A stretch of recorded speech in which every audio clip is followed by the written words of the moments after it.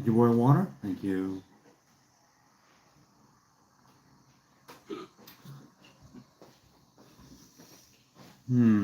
Okay. This is a problem. YouTube started me live a few minutes before I wanted to go live. I'm not sure what to do. Right now? Yeah, I'm live. But I didn't want to be right now. I wanted a few minutes. Seek it. It's already going. Okay, let's see. Am I live? Is there audio? Yes. Okay, well, it's the Nazarite bringing you Hebrew lore from days of yore. A few minutes earlier than I wanted to. I'm still eating, and I have the water boiling. I thought I had a few minutes, and then YouTube was like, nope, you're going live right now. Hey, Gargamel, how you doing? Also, I wanted to restart the app because it says YouTube that the YouTube app isn't responding, but it definitely is responding. So this is going to be a few minutes earlier, somewhat impromptu. I still have my pita. I still have my trina with schug. That's trina with Yemenite hot sauce. And I still have the water boiling. And I thought I had a few more minutes. But I guess I don't. Because I don't want to stop. As long as YouTube said, you know what? Screw that, you're going live right now, so let's go live right now. Hey, so Marie Grande is here, William is here, Alexander is here, So is here. Freedom to Gargamel, once again, good to see you. Right, so what does it mean to be a Hebrew Nazarite these days? First of all, usually what it means that you're going against the mainstream. Wait, hold on, I need to fix a few things here. See, I thought I had a few minutes, but I don't. Because YouTube said, nope, you're going live right now immediately, even if you don't want to go live. You think you have a few more minutes? Bah, says YouTube. You're going live right now whether you want it or not. So I will be eating a little bit, and I'll be making my cup of coffee. Ah, is it boiling?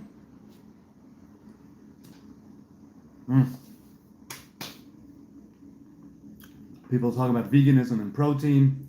Trina and schug. Raw trina with some water, some olive oil, even though there is the sesame oil already in there, and some zatal, some hyssop, with sesames, and with schug, which is a hot Yemenite sauce. So good. So very good. Being a Hebrew Nazarite means going against the mainstream. Being a Hebrew Nazarite usually means doing things that some Orthodox rabbis, let's say, would consider to be, would consider to be not something that is halakhically viable. It means living a path that not many are called towards. And a lot of people would say, what do you think, you're making yourself holier, you're being sanctimonious, and do you actually think, I put some moisturizer on my face and my mustache still. Okay. And people are like, what? You think you've already accomplished everything you needed to accomplish, then you've carried out all the commandments and performed all the mitzvahs, and you're this and that you think that the only thing left for you is to be a Nazarite? It's like, no. That's not what it's about at all. It's about getting the call and answering the call. That's what it's about. And not everybody is called to this path. Didn't realize your hair was that long until that stream with the stranger talking to you. Yeah, it's pretty long. Pretty long. All right, I'm going to take a minute and just make my cup of coffee. Hang on, the water's boiling. I'll pour the water.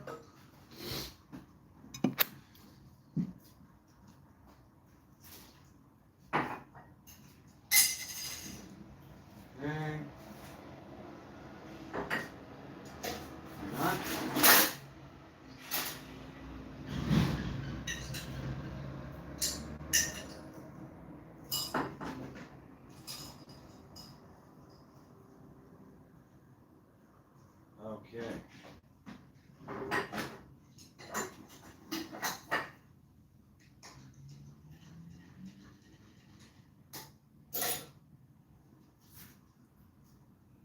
Right, so I was supposed to go live right now after having consumed my pita. But YouTube decided, no. Okay, so let's just keep going over here. Let's see that everything's okay. Yes, okay, I'm back. Good. YouTube is still acting a little wonky. People, let me know if the audio issues resolved themselves. Let me know what's up. William says you're our favorite Jew. Thank you very much. He's going to rub his hands together and make gold coins appear, says Just the Rhymes. Well, I haven't done it in this live stream yet, but I just might. Alex says, I love all the wonderful Israeli women I've seen. I like this man. He's a good man. Thank you. I appreciate that. Sometimes I'm good. Sometimes I probably could be better. And, that's just the way it goes. Right. So, being a Nazarite these days. Being a Nazarite these days in this day and age means you're doing it for life. Because there is no temple. And if there is no temple, it means you cannot bring the offerings. Meaning, if you took a temporary Nazarite's vow, which you are allowed to do, Halacha says 30 days onward, when there's a temple. If there is no temple, and you take a vow, let's say for 30 or 60 or 90 days or 20 years, once your days are fulfilled, even though you have fulfilled your days of your vow, the vow is not complete and fulfilled in fullness without bringing the offerings, shaving the hair, drinking the wine at the temple. And so if you take a Nazarite vow these days, no matter which one you take, be it the Samson vow, lifelong vow, Nazarite for life, temporary vow, those are the 4 types of Nazariteship, it is for life de facto. In reality, that's the way it is, at least until the temple will be rebuilt, and those who have taken their vow for a set period of time, or those who've been defiled by death and had to bring offerings, will be able to do that and restart their account. The Samson vow is unique, and I've mentioned this before. The Samson vow, the vow that I took 16 years ago, is unique because it's for life to begin with. And there are no offerings because it is unbreakable and you cannot annul it. And there's no defilement of death. And so, halachically, it's the most viable. According to rabbinic law, it is the most viable. It is also the most restrictive in some ways, because even though the defilement of death is not applicable to the Samson Nazarite, it is for life and there's no cutting of the hair, whereas with other types of Nazariteship, you could make the argument, and halachic scholars do make this argument, based on Absalom, right, of Shalom, son of David, that you could once every year cut your hair, and there's a difference of opinion on whether or not you'd had to shave it off completely and bring the offerings, or if you could just trim it and bring the offerings, or if you could just trim it and not bring any offerings. It's a difference of opinion. I don't recall at this time what the actual halacha is, if it was ever decided. I don't recall. But, let's continue. Stone Smurf is here. How you doing, man? That's a thought. As a Nazarite, you can touch the beard, right? Yes, you can. Why not get some beard oil and do a bit of styling? Can see you with a beard, braid, and curled up mustache. Now, here's the thing. If it was up completely to me, then I would just let the beard dread up. I would just leave the beard alone and not comb and not brush and not style it and not do a thing. Put some moisturizer, like I do, right, on the surface of the skin and inside, and some beard oil occasionally, but not style or anything, and let it dread up as well. My woman was like, okay, look, I told you to keep the hair uniform and neat, and you did that for a few years, and then you just let that go. For different reasons I did that, right? Not to go against what she said, but my hair right now is not the hair that she would have wanted when she gave me her leave to grow the hair. And I asked her for leave to take the vow and grow my hair in natural dreadlocks. She said, yes, just keep it clean and keep it neat. I've kept it clean, I have not kept it neat. And so she said, you know what, listen, man, the hair, what's done is done. Don't let your beard dread up. Keep your beard, not dreaded up. so that's, but if it was just up to me, I think that's what I would do. But it's not up to me. Dude doesn't seem Jewish enough next, says Michael Brogans. Not Jewish enough. That's okay. I don't claim to be Jewish enough. I just claim to be a simple Hebrew man in Israel. Nothing like Jewish supremacy, says my name is Todd. Yes, indeed, there's nothing like it, but I am not a Jewish supremacist, nor do I espouse supremacist ideas or ideology. Aloha from Hawaii. Hello to you. Kalaninu, I can't pronounce it. I can't pronounce it. Women can be Nazir, yes, in the book of Numbers, chapter 6, verse 2. A man or a woman who wants to take the Nazarite vow of the Hebrew tribes may do it. That is the only prerequisite. A man or a woman of the Hebrew tribes. That's it. The wife be like, do it. Well, if the woman says so, a smart man agrees. I mean, look, there are things where we would have our back and forth, of course, but I take her into consideration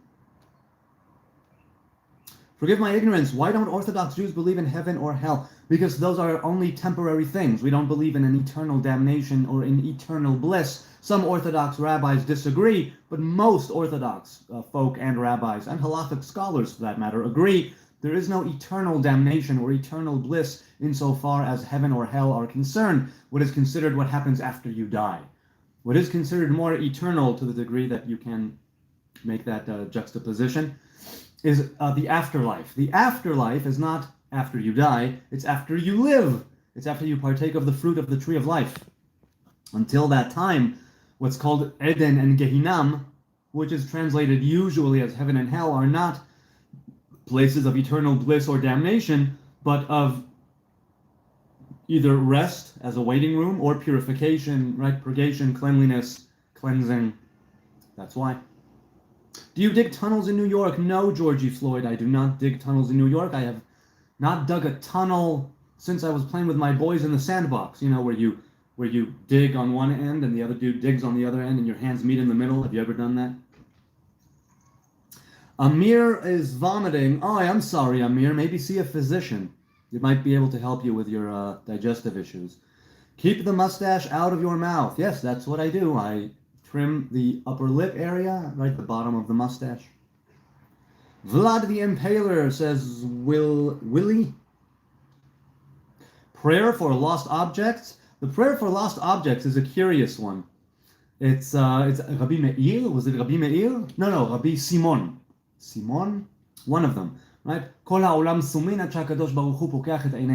There is this idea that the entire world is blind until Adonai opens up their eyes. And this is from when Hagar was lost in the wilderness with her grown son Ishmael, and the water ran out, and then God opened up her eyes and she saw a well. And I think it's Rabbi Meir. Who is it? Rabbi Simon or Rabbi Meir? Wait, Hakol bechazkat sumin. Yes, Rabbi. Oh no. It's Rabbi Binyamin, but it is Rabbi Meir. So yes. So it's Rabbi Binyamin. Rabbi Binyamin. That's what it was.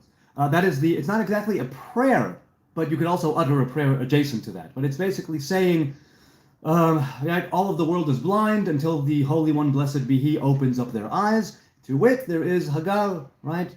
And it says that she had no water, and then you recite that verse, and that is not exactly a prayer, but a sort of something that you can do to help you find lost objects. Chad says, can you explain the law of 1/60th, Echad b'shishim? Here's the deal. Halachically speaking, the idea of batel b'shishim, or null at 1/60th, or void at 1/60th, means that for all intents and purposes, or many intents and purposes, the law of 1/60th means that it's something of such a small degree that in some cases it does not even count, even if it's there physically. In other words, halachically speaking, with tum'ah and tahara, isur dehitel, basar bechalav, let's say with meat and dairy, okay? If you have a tiny speck of meat or a tiny speck of milk that accidentally was poured into a pot of dairy or meat respectively, right, one into the other, there is that idea of batel b'shishim. There is that idea of that it's canceled out at 1/60th. Canceled out at 1/60th, in other words, it's as if it has not even happened because it has no significance in relation to the rest of it, to the other 59th percentage, to the 59 parts. It's 1 in 60. Now, this idea of batel b'shishim, I'm assuming that's what you meant, the law of 1/60th. Because there's also the idea of a Talmid Chacham, a scholar, needing to have 1/60th of pride. There's the idea of sleep being 1/60th of death. There is the idea of, right, there's Batel B'Shishim, there's Batel B'Sheshmeot, 1 in 60, 1 in 600, 1 in 6,000, depending on the halacha and the lore that you're studying or going over, whatever it may be. The idea of Batel B'Shishim, null or void at 60th, at 1/60th, means that it doesn't count. And if a drop of milk falls into a pot of meat, it does not immediately make it non-kosher. And if it's 1/60th or more, that is, or less, then you can eat it and it's okay. That's the basic law. But I haven't studied Isur v'Heter Basar B'Chalav in a very long time, so go for the halacha. But that law of 1 in 60 is one where it's there, but it's almost insignificant. Right? Halachically speaking, it's insignificant.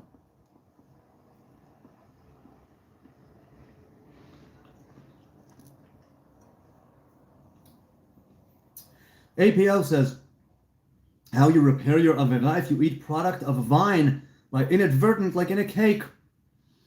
Well, first of all, speaking of batel b'shishim, there's a very good chance that if there is a product of a vine, let's say a dollop of wine or a couple of grapes or whatever that's cut up in a fruit cake or whatever, it is probably batel b'shishim usually, because there is no such thing as a grape cake. And if there is such a thing as a wine cake, I haven't had it. How would you repair your avera? So that was b'shogeg, right? If you inadvertently do it, as you said, then that's shogeg. That's not mezid, meaning it's not as if I knew that it was of kazait or kabeitza, whatever it may be, that is not 1 in 60th, that would be considered me not breaking, but going against the vow. And it's not as if I knew and I was warned and I was told and I did it anyway. That's doing something intentionally. Inadvertent averot, you just need to do one of two things or both. Either you need to make up for it by being more careful and doing your due diligence in asking in the future, or you just let it go and you say, okay, I didn't know, what happened, and that's it. Because the grapes and the hair, those were not breaking the vow. The only thing that would break the vow of a Nazarite is the defilement of death to those whom it applies. If the Sanhedrin was around at the time, and if you were warned, and if there were witnesses, and you ate a grape, you would be flogged, and if you snipped the hair or shaved the hair, you would be flogged, but the vow would continue. The only thing that would make the vow broken and have you have to shave and bring the offerings and restart your count, if you did it for a set period of time, is defilement of death. So, if you're asking how a Nazarite that would be affected by such things repairs the Avera, inadvertent Averot, then it would probably be something like a Chatat, a sin offering at the time of the temple. Inadvertent sins, you bring a sin offering, a Chatat. And if it was, so that's pretty much it. That's how you do. And these days, you don't do anything. You accept your L, your inadvertent L, and you move on. What is your channel about? Hashiramran says, it is a channel about faith, spirituality, religion, self-development, psychology, philosophy, underarm farts, and any bodily function, and basically anything you want to throw at me at the chat. It's all good. All right, let's take a swig of coffee here. Oh, awesome. Okay. Beeswax Bonanza, good to see you again, man.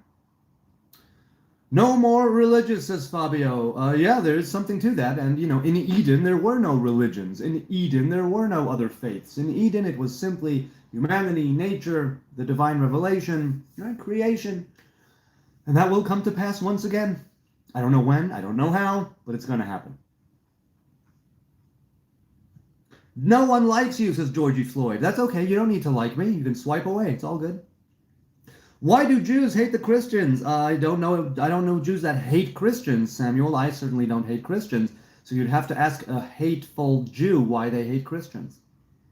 Is there a heaven in Judaism? No, J-Ma. There is no heaven or hell in Judaism, not as the eternal places of rest or damnation that exist maybe in other faiths or religions, but they exist as a temporary waiting room and a place of purgation, a place of purification, of cleansing. Do they have a ritually pure red heifer yet? No, as far as I know, Joe Kinsey, not yet, but it will come to pass. Nazarite priests will be able to slaughter it and purify the rest of the people of Israel from defilement of death. So we will see. Do you see Europeans as Amalek? No, I don't, Ryan. I see Amalek as Amalek. And we do not know who Amalek are nowadays, meaning I don't see anybody as Amalek. People make the mistake of thinking that they can just use the term Amalek as a pejorative way or a judgmental thing to say about somebody who they consider worthy of death, deserving of death. But that's not what Amalek means. Amalek does not mean deserving of death. A run-of-the-mill murderer also deserves death, according to the Torah. Amalek has a very specific meaning. I don't appreciate people who twist and warp the meaning to just meaning deserving of death, when the meaning of Amalek is not only that, but it's much grander and much greater and much more significant and severe than merely deserving of death. APL says, okay, I understand now. Orthodox, haven't your point of vines about the reparation of Averot, but it's a machloket I can understand. Thank you for your response. I didn't understand your response to my addressing the comment, but okay, it's all good. Where are you from, ABCDEF0415? I'm in Jerusalem, my man. Where are you from? You seem to be a decent person. How do you view the situation in Gaza? Horrible. We need peace. We need prosperity. And we need the terrorist regimes to lay down their arms and surrender, and then we can de-radicalize both sides and have justice and have peace, and eventually, maybe, God willing, even love our neighbors here. That would be pretty damn good. Samuel says, so you don't like Zionists twisting your religion into whatever message they want to spread? No, I am a Zionist, but I don't agree with what every person does in the name of Zionism. I think that there are terrible people who do reprehensible things that have no ethical or moral virtue or value, and they slap the label of Zionism on it, and they think that that can make it kosher. Not to me, maybe to other people. I'm not saying that people can think whatever they want and believe whatever they want and do whatever they want. But if you're going to say that's Zionism, I will stand and say, no, that's not Zionism. To attack people unprovoked, to burn homes and uproot trees and mutilate animals and act horribly to your neighbors who have not done anything to you, in the event that they haven't, that's simply cruelty. And if you kill someone, that's not killing, that's murder. And that's abusing your fellow human beings. That is not something that Zionism condones. I mean, again, Zionism is something that has to do with the people of Zion in the land of Zion. That's the basis of it, basically. But be it if you look at it as biblical Zionism or modern day Zionism, the more socialist, secular Zionism, or at least that's the way it started in this day and age, or 200 years ago. But that still doesn't mean that you get to act in a terrible way that is completely immoral, slap the label of Zionism on it, and then, oh, okay, so it's fine. Not at all. I don't think that way. How should we call radical Zionists then? I don't know. You should call them morally reprehensible folk who act in an unethical way. I have no idea. Why put a label on it to begin with? Why put a label on it to begin with? Why even say that it's a Zionist thing? Unless they are the ones who are saying, this is Zionism. Sometimes maybe they are, and I don't agree with that. Religion is religion. It's all cults. Yes, Demi Havoc, there's definitely the cultish facet of religion and organized religion as such. I've said this many times, I choose to look at the good sides, at the positive sides, at the wonderful sides, at the graceful, benevolent, and life-affirming sides, rather than the oppressive, dominating, controlling opiate for the masses, the corrupt sides of religion, the cultish sides of religion. So I don't agree that it's all cults. And I do agree that religion is religion, and the good and the bad come because this is a world of good and evil, of knowledge of good and evil. And so many times you'll have to make a decision on what is the lens through which you view religion, what is the lens through which you view scripture, what is it that you are aiming at, what is it that you are pursuing, what is it that you are shooting for. And that will inform the way that you view the world, and that will inform the way you experience life and religion as well. You like Nick Fuentes? So I've never heard anything Nick Fuentes has said. Georgie Floyd. I've been told that I should listen to his stuff. I've been told he's a very radical, sort of anti-Jew individual. I see no reason to listen to anything that he has to say. If he's just an anti-Jew or anti-Israeli or, okay, whatever. Not because he may not say things that are right. He may say things that are definitely right. But then I'd rather simply read those things and not have to endure rants and raves of somebody who would want to see my people annihilated, or who thinks that we are roaches, vermin. It's like, all good, but I don't have to subject myself to listen to a whole podcast. Umnika with a cross and the flag of Germany. Incidentally, it's Germany, right? Yes, incidentally, Germany is one of the first or only European countries that no longer have a religious majority insofar as how the population defines itself. They now don't define themselves as religious in any way, or is Christian, let's say, in any way. That has never happened before. That's pretty recent. What's the point of taking the Nazarene vow? It's not a Nazarene vow. It's a Nazarite vow. If Torah isn't from Hashem, I didn't say it. I said that the Torah was given to the people of Israel by Moses through a divine revelation, which is definitely from Hashem. The thing is that I don't know God. All I know is how God reveals himself to me. And there was a particular revelation, right, pertaining to the higher three sefirot and the bridge between them called Da'at. That is the sfira, that is the emanation, the revelation, the divine attribute that Moses has clung to, or did cling to. And so the Torah is something that does come from the divine, right? From divine revelation to Moses. He was the great bridge between worlds. He ascended to the mountain and came down. Would you individuate? That's what I think. The point of taking the Nazarite vow varies from one Nazarite to the next. I've spoken to several Nazarites here in Jerusalem and digitally, and each one had his or her reasons. So if you were saying, what's the point is what you make of it. If you feel called towards the Nazarite vow, you probably will know whether before taking it or after taking it, what is the point for you. So when you speak of individuation, that's precisely the point. I don't know of two Nazarites who took it for the same reason. I don't know of two Nazarites who have the same experience. I don't know of two Nazarites who actually go the exact same path. Each one that I've spoken to put their spin on it, let's say, and had their own unique personal reasons and their own path within the vow. So the point of taking the Nazarite vow only applies to those who are called to the Nazariteship. Otherwise, maybe there is no point. The Torah does not specify a reason why one would take it. All the Torah says is, if you're going to take this vow, here are the rules. It doesn't say you should take it. It doesn't say why you take it. It says, here are the rules. That's it. And it leaves it up to the individual. You're a regurgitator. Yes, I am Celtic. I say that all the time, of course. I'm standing on the shoulders of giants. I'm standing on the shoulders of wise and knowledgeable giants. And most of what I'm saying is me regurgitating, as you said. I put my own spin on things occasionally. I have my own way of phrasing things. But yes, I make this fact very plain and very true and very clear. I have no knowledge. I have no wisdom. I have no know-how. I don't know anything.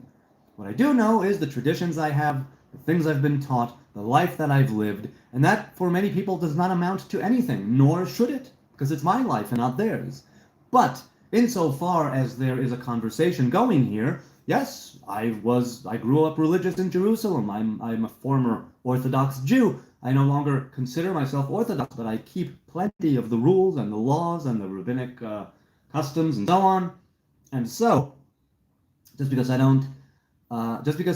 am not 100% completely original, that's okay. Because it is through the conformity, it is through the halacha, it is through the Torah, it is through the discipline and the narrow path of the Hebrew faith that you can arrive at your own individuality and your own unique gift to give to the world, your own unique image of God in which you were created, and all of you out there as well. Your shirt is symbolizing a missile on it. No, it's not a missile, it's a sword. This is the shirt of my old army platoon. Well, not the platoon, the brigade. No, the regiment. What do I have here? Yes, the regiment, 429. That's my old armored corps regiment. We had armored corps there, we had infantry there, and I was part of the medical team. Demi says, and all those good aspects don't need religion attached to it. No, not necessarily. There are many things you can arrive at from your own morals and your own ethics, from your own, kishka, from your gut. There are many of them. However, religion facilitates this in earnest because it's not simply about you and where things come from for you. It's you looking outside yourself. It's you being something that's greater than you. It's you connecting to something that is above you, so to speak. You don't need religion, he says. I don't need religion to tell me not to steal. Right, again, of course, you can be moral, you can be ethical without religion, yes. But religion facilitates that connection of spirituality, right? The spiritual nature between creator and creation. And as such, it does have merit Because you're flawed, you're faulty, you have certain inadequacies, you have certain limitations, you have certain boundaries, genetic, physical, mental, in life, right? You're born a certain way, you'll be a certain height, you'll weigh a certain, you see what I'm saying? There are certain things that that are not as malleable as others. Maybe some are not malleable at all. And all in good time, with gene splicing and eugenics and all that, things will come to pass in the way that you'll be able to choose everything about the human being and design them to your... Okay, maybe. For now, there are things you cannot control in life, meaning that you are, by definition, flawed, right? Flawed. You're flawed. It's not in a bad way, it's in a good way, because it allows you to overcome your weaknesses and transcend your shortcomings and all of that. So that's there for a good reason. It's going down in order to shoot up, right? It's stretching the bow all the way back in order to let it fly. The arrow, that is. So, you as an individual are born with certain limitations, certain boundaries, certain constraints, physically, mentally, genetically, whatever. The religion is where you become part of something greater, where there's, let's say, a congregation or a community, a group, a collective. Does it have its detriments? Yes. Does it cause you sometimes to even lose a bit of that individuality? Yes. Is there merit to it? Yes. It can be highly beneficial because what you are lacking in, somebody else is not, and you can come together as a group and be a whole that is greater than the sum of its parts. And in that sense, that's something that religion facilitates in earnest, especially the Hebrew faith. I can't speak for other religions. But as for morality and you not stealing, of course, that's something that you could arrive at by virtues that you yourself would seek to attain and integrate into your life. Nobody's disputing that. Now you continue and you say you are being ideological for no good reason. First of all, I don't consider myself an ideologue, but fair enough. As for no good reason, I take issue with that. For you, there's no good reason. For me, there is plenty of reason. Furthermore, I no longer consider myself religious or orthodox. No, I did grow up religious in Jerusalem, and I was indoctrinated into the modern Orthodox Jewish faith. That doesn't mean that that I'm being ideological for no reason. That's you making a pretty major assumption based on just a few minutes that we've conversed. Okay, let us continue. Damn, not religious, that's a shame. No, I mean, many people would consider myself religious. I don't consider myself religious because I no longer keep strict rabbinic law. I don't have a halacha I don't have a rabbi that I go to. I don't have a shul, synagogue that I go to, right? So in some ways, people would consider me not religious because I'm lax according to them in certain things. I'm off the derek, I'm off their path. But I'm on my path, despite the detriments, despite the pitfalls, despite the danger, and there is danger in you going your own way. There is. But I always say that I went my own way as a result of going in the proper orthodox path. That's literally what orthodox means, right? Straight path, if I'm not mistaken. My leaving strict halacha to the degree that I have, and I don't rule out going back to keeping strict halacha, mind you, but me leaving it was a direct result of me being in it for over 20 years. Like, deeply in it.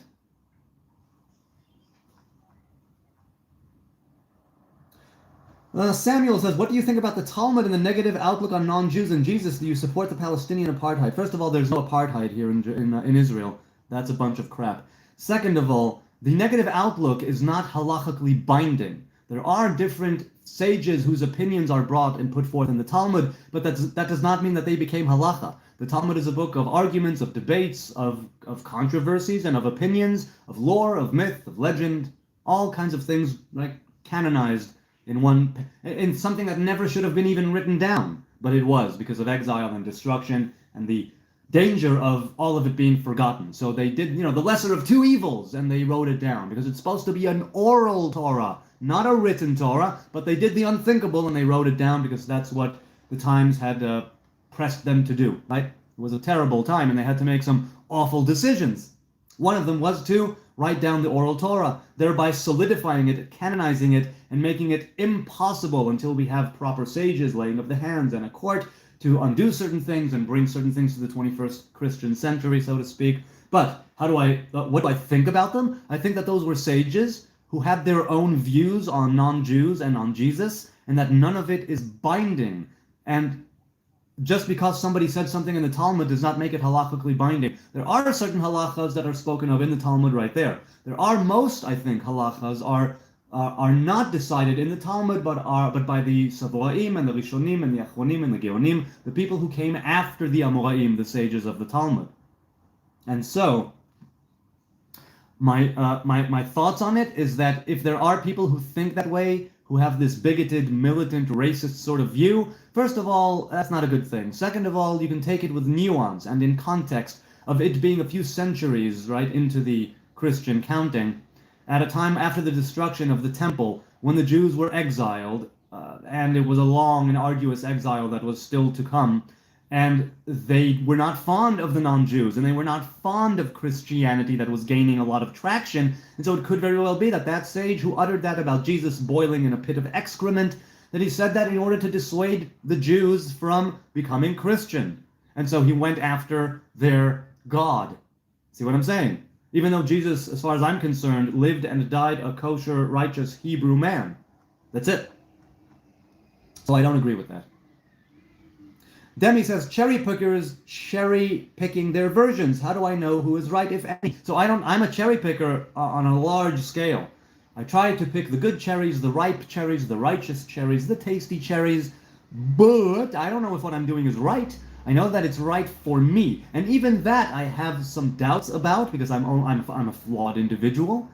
But I did take a long time to think this very, very clearly through. Am I shirking my responsibility? Am I unburdening myself? Am I shedding the yoke of Torah and commandments under the guise of, oh, I'm a Nazarite, some bullshit? It's like, no, I really understood for real that this is the path I'm supposed to take, which is also why I'm not ruling out going back to keeping strict halacha in the future and not cherry picking, but being another, once again, a hardcore, strict, rabbinic law-keeping Orthodox Jew. It may happen, I don't know. So how do I know who is right? You don't.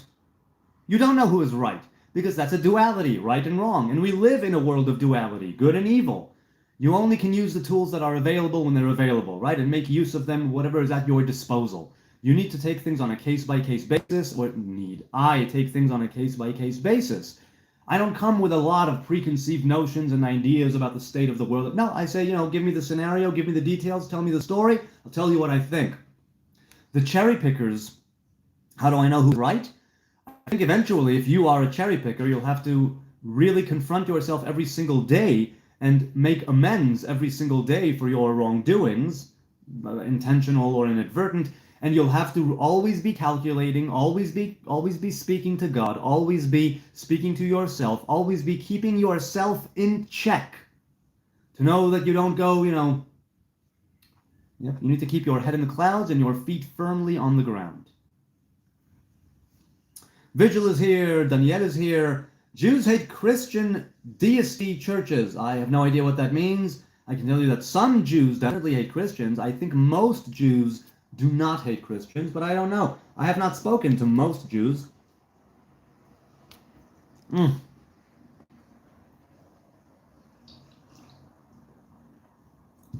So good. Okay. MK Ultra is still happening, says B3AR. Is it, you think? I mean, it's probably not the same operation. But I wouldn't put it past the CIA. I would not put it past any intelligence agencies who've got their act together to continue these experiments on civilians and on foreigners and Drunken Donuts. Hi, Drunken. Again, do you think that they should build a new temple? Yes and no. No, because I think that we can bypass the temple. The temple is a means to an end. The temple and the ritual worship therein is all to bring the unity of the divine masculine and the divine feminine presence, right?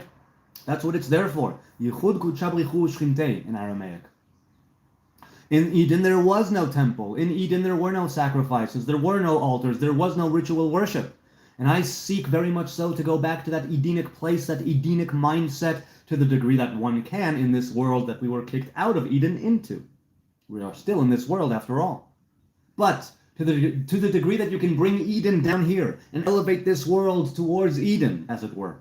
That's what Torah and commandments are here to facilitate. Yichud kudsha brichu shchinte, the unity, the unification of the divine masculine presence and the divine feminine presence. The new temple facilitates this to a great degree. A temple, for the tabernacle, the first one, the second one, the third one. The third one, should it be built, and may it be built, if it's supposed to come to pass, I hope that it will be a vegan house of love and prayer and worship for all earthlings, certainly all humans, all nations.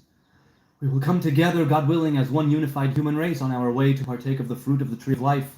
On the other hand, I don't think we need a temple. It is not a necessity. It is not a prerequisite for arriving at that unification. The Edenic mindset would say, we don't need a temple. We don't need the priests. We don't need animal sacrifice or vegan sacrifice. We can go back to the, come on now.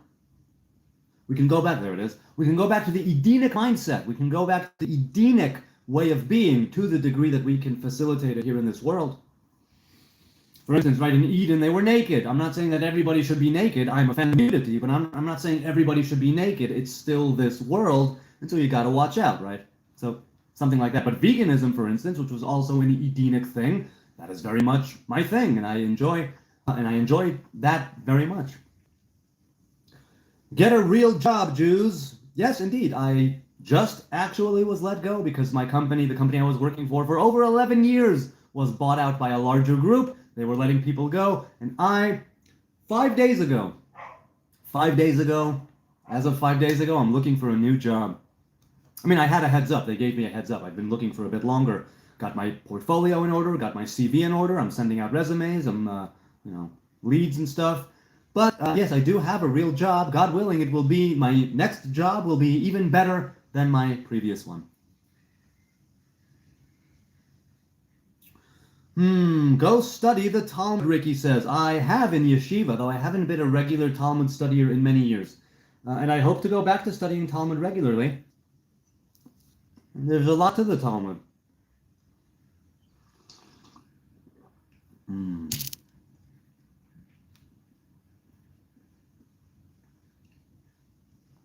Can I get some life advice from one of the mods? There are no mods here. There are no mods, no timeouts, no bans, no censorship, no filtering, other than the minimal one that YouTube requires. I don't kick anybody out. I love the haters, I love the spammers, I love the Nazis in the chat. And, of course, the people who are encouraging, the people with the positive vibrations and the good questions, that too. Do you think Gentiles are lesser than Jews? No, I don't. I think we are all earthlings, all made in the image of God. Don't deserve the same rights as Jews? No, I think we are all earthlings made in the image of God. That's it. Mods is how you know inauthenticity, says Unethical Blood. What does that mean, unethical? What does it mean, mods is how you know inauthenticity? Bill says, can I convert to be Jewish? Yes, you can. The only ones who may not convert are men of the Moab or Ammon nations, right? Male Moabites and male Ammonites. Since we do not know who those nations are these days, anybody can convert. Hang on, I gotta let my woman know I'm live. Whoops. Live. Okay. God isn't real relative to our biological senses. I agree, Just G's. And I've spoken this many times before, because something real means there can also be something unreal, and that is a duality. So, by definition, that is not God, right? If you can personify it, if you can relate to it, if you can sense it, if you can have any sort of relationship with it, then it's immediately not God, right? It's just divine revelation. Samuel Fernandez says, people are afraid of other religions. Just because they are afraid, they liked it too much. They liked it too much. And I'm not sure what you're saying, Samuel. Could you clarify it for me? I'm ignorant. There are two genders. Why does your Talmud say otherwise, Ricky LeFleur? The Talmud speaks halachically speaking about the law. It's not speaking about biological sex as in the dimorphic quality of the human being. That's right there in the Torah. Zacharu nekeva Abraham, male and female. That's in the Torah. When it comes to halacha and rabbinic law that pertains to certain rules to do with a person's biology and how you would treat them, and what and the, let's say when it comes to a Hebrew slave or handmaid, right? And It makes a big difference there. Because a Hebrew slave who's a man can elect not to go free during the 7th year, but to stay until the upcoming Jubilee, whenever it is. A handmaid, a woman, must be set free. So, you can see there's a difference there. Now, there are different, people call them genders. It's not really genders. I don't think it's really genders, because people call sex biological sex, chromosome sex, and they call gender expression, gender identity. The people who differentiate between sex and gender, it's a whole thing, right? And the whole gender theory, the Talmud simply speaks, technically speaking, for the purposes of halacha. You have male, you have female, hermaphrodite, right? The androgynous. You have a tumtum, somebody whose genitals are covered and you're unsure. You have an ailonit, who is a woman who has not exhibited signs of womanhood at a certain age. I don't recall what it is. So people call them genders, but it's not gender in the sense that people nowadays who study, social studies and gender studies would consider, or women's studies would consider the word gender. So I need to ask you what you mean when you say there are two genders. Presumably you mean biological sex. I have an X chromosome, right? My woman has an XX chromosome. I have a penis, she has a vagina, right? I don't have milk flowing from my breasts. She has milk flowing from her breasts, or had in the past. So we see that there are biological, physiological differences between man and woman. But if you're talking about halacha, and if you're talking about times or intersex people who have both, right? If you're talking about, which is also one of those mentioned in the Talmud. I mentioned the hermaphrodite. At any rate, that is what the Talmud is speaking of. It's not speaking of how you express yourself. It's not speaking of who you're attracted to. It's speaking of your body, simply your body, because it matters. That's why the Talmud says that even though these cases are very rare, halacha still needs to decide what are the parameters. What exactly, precisely are we talking about? Because halacha is supposed to be the law for the mob and the masses and everybody. Right? Halacha means a path, a way, a walk. Shalom Yonatan. Hey Kunal, how you doing, man? Oh, you know what? I'll let my hair down. AA is here. Hope you're doing well. I am doing well, thank God. Okay. Hang on. Okay. There we go. I have a bit more bread. I'll keep it for now. Let's have a bit of a coffee. Oh man, it's 11:13 a.m. here in Jerusalem. I'm having such a good time, and I deeply appreciate you being here, your time and your kind attention and your questions and your comments and your insults, your vitriol is all greatly appreciated. Do you believe Jesus was a real human? And how do you feel about him? I don't know one way or another. I say that if he was a real human, there's a good chance I would have followed him around Jerusalem at the time as well, if I was around at the time. I think that he was a righteous Jew that lived and died a righteous Jew, and that's it. You are a young Rick, says Kunal. Do you mean Rick as in Rick Sanchez, Dr. Rick Sanchez, or what do you mean? What kind of Rick? Best rabbi, says Marcel. I mean, look, my go-tos are Rav Kook and Rabbi Nachman of Breslev. But best rabbi, I mean, probably Moses, our master, Moshe Rabbeinu. Dominate says, why do Jews grow long hair? I didn't know that Jews grow long hair. You do have the Hasidic sects and others that grow long side curls, which I did as well. And you have Nazarites who grow their hair long, if their hair grows. But Jews, as such, do not grow long hair by any sort of commandment. So I don't know why Jews grow long hair. But if you are referring to the side curls, the peot, and if you're referring to the hair of a Nazarite, then it's because the peot, physically speaking, are an embellishment of the prohibition against cutting the corners of the beard and of the hair. And the Nazarite chip and the hair is there in the text. And spiritually speaking, the hair of the side curls is what is called sacred judgment or holy judgment, din kodesh, and like the beard, it has to do with a certain divine revelation that the hair symbolizes. The hair of the head symbolizes a certain divine revelation and channels of energy, like the strings of hair being channels, right? Hoses, let's say, that the influence can come out of. In the very same way, the beard, and so on. And that's also why some women grow their hair and other women shave it. The Bible says long hair gives you a heightened senses and strength and a spiritual connection to the unseen. That's not what the Hebrew Bible says, ever. Ever. But I can tell you, as somebody who has taken the Nazarite vow, that the hair is something that I attribute great significance to. But I understand that it's still just dead keratin, right? It's just dead protein with a living root.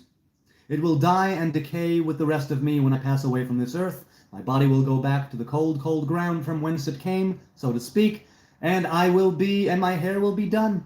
And it will disintegrate into atoms and eaten by worms and maggots and other creepy crawlies with the rest of me. Now, the idea of heightened senses, strength, and a spiritual connection, that's something that the hair does not necessarily have to facilitate, although for the Nazarite it definitely could. You can arrive at these things without taking the Nazarite vow, without growing your hair.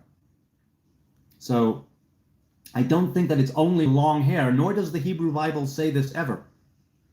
Buck says, Nazarite is pro-genocide. Buck Trungle, you have no idea what you're talking about, but thank you for spewing your poison, your toxic misinformation, your lies, because all it does is expose you as an ignorant liar. But okay, go for it. How many sons Judah had? He had Er, Onan, Shelah, Peretz, Zarach. Er and Onan died. Shelah, Peretz, and Zerach lived. From Peretz came later Boaz, who married Ruth, and a few generations later, King David. So he had 5, 2 died. He may have had some sons after Peretz and Zerach. Did he have sons after Peretz and Zerach? So I think overall 5, but I'm not sure. Do you believe Jesus is the Messiah? No, I don't, James. I believe that the anointed king will be somebody who is not Jesus, because Jesus is a dead man, and the king of Israel needs to be a living, breathing, walking, talking individual, or at the very least living. Josh G says, nobody will answer to the Creator. If you can't prove the Creator exists with any measured or physical evidence, it means it doesn't. Yes, it doesn't exist in the sense that the physical world exists. That is correct. Press Vladimir Putin says, I am the world's savior. It's good to meet you, man. It's good to meet you. Go on. Don't be here. Swipe away, turn your phone off, and go save the world. Plasma Vision, can you tell me about Kabbalah? Kabbalah means to receive. That's what it means in Hebrew. It's the study of the 10 sfirot, the 10 emanations by which God is revealed in the world, the study of all creation, the study of the relationship between the divine attributes and how they pertain to the individual, the study of the Torah in its more esoteric meanings, the study of the commandments in their esoteric meanings, and the universality of creation as such, and how you can live life in such a way to facilitate the unification of the divine masculine and feminine presence in this world, and thereby awakening the divine masculine and feminine higher presence in the higher worlds. And that's it in a nutshell. To receive, to receive, to receive. Who moved the boulder, says Nick Lang. I'm not sure which boulder you mean. Remember the boulder in Avatar: The Last Airbender? The boulder is over his conflicted feelings. I love that. I love that show. Can I study it without being a Jew? All I say when it comes to Kabbalah is study kosher Kabbalah from a kosher master. Kosher Kabbalah from a kosher master.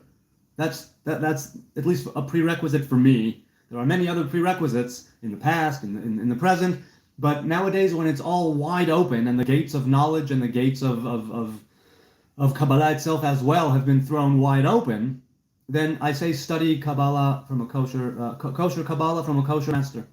That's what I say. Can God not die and come back to life? And if you say he can't, you are not putting God in a box. No, I don't know anything about God. All I know is divine revelation. I don't know anything about God. All I know is how God reveals himself to me. God has never been revealed to the children of Israel in the flesh. God has never been revealed in a revelation incarnate. For other nations, other faiths, other cultures, other groups, maybe, sure. What we received in the Torah is At Sinai, you heard the revelation of speech, just like in the beginning of creation, a revelation of speech. You saw no image. There was no icon. There was nothing. You didn't see anything. You didn't see anything, like the penguins in Madagascar. So, can God not die and come back to life? Sure, of course. God can do anything and everything, but I don't know God. All I know is divine revelation. The divine revelation that we received as Hebrew people is there is no revelation of God in flesh to the Hebrews. You saw no such thing ever. There's no such tradition. There's no such way. There's no such understanding. And other people, maybe, you know. In the very same way that other people have idols and icons made of earth and wood. They bow down to statues. That's not our path. They worship at trees like Asherah, right? Or the worship of Baal Peor, which is by defecating next to the sigil or statue or icon. That's an actual ritual worship of Baal Peor. That's why it's called Baal Peor. To lifor means to open up. They would open up their butt cheeks and defecate as part of their ritual. And it's like, nope, you don't do that either. So I don't put God in a box because I don't know God. I don't know God. I never will know God. All I ever will know is divine revelation, the divine attributes, the divine emanations, the clothing, the garments through which God is revealed in the world. In the very same way, as I say this all the time, as I am being revealed to you right now through a digital projection of zeros and ones. You can gain a lot from this. You can see me, in a way. You can hear what I'm saying through the vibrations coming from your speaker or your earbuds, whatever it is, your headphones. But can you honestly say that you know me? Not necessarily. Can you know my inner workings right now? How fast my heart is beating, what my thoughts are?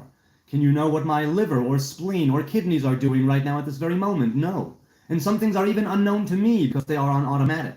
And yet there are things I can control, like the breath that is semi-automatic. There are times when I can stop it. But altogether, I'm not thinking, breathe, breathe, breathe. It happens of its own accord. Life in the natural world is set up in such a way where the mirroring of the divine revelation in the image of God in the human being is exactly that. There are some things that are known and some things that are unknown. There are some things that you can control and some things you cannot control. There are some things that you will be able to reveal to yourself. That's why the maxim is know thyself, because there's a lot that can be revealed to you about yourself. And then there are things that you will never know, likely. And in the very same way, I don't know God, but there's a lot of divine revelations in the world that I can relate to, that I can actually have a relationship with, because I am making attempts to mirror those divine attributes in my day-to-day life. That is, in part, what the Kabbalah also tells you to do, and what the Torah tells you to do, what the Talmud tells you to do, right? Hidavek b'midotav, cleave to his attributes.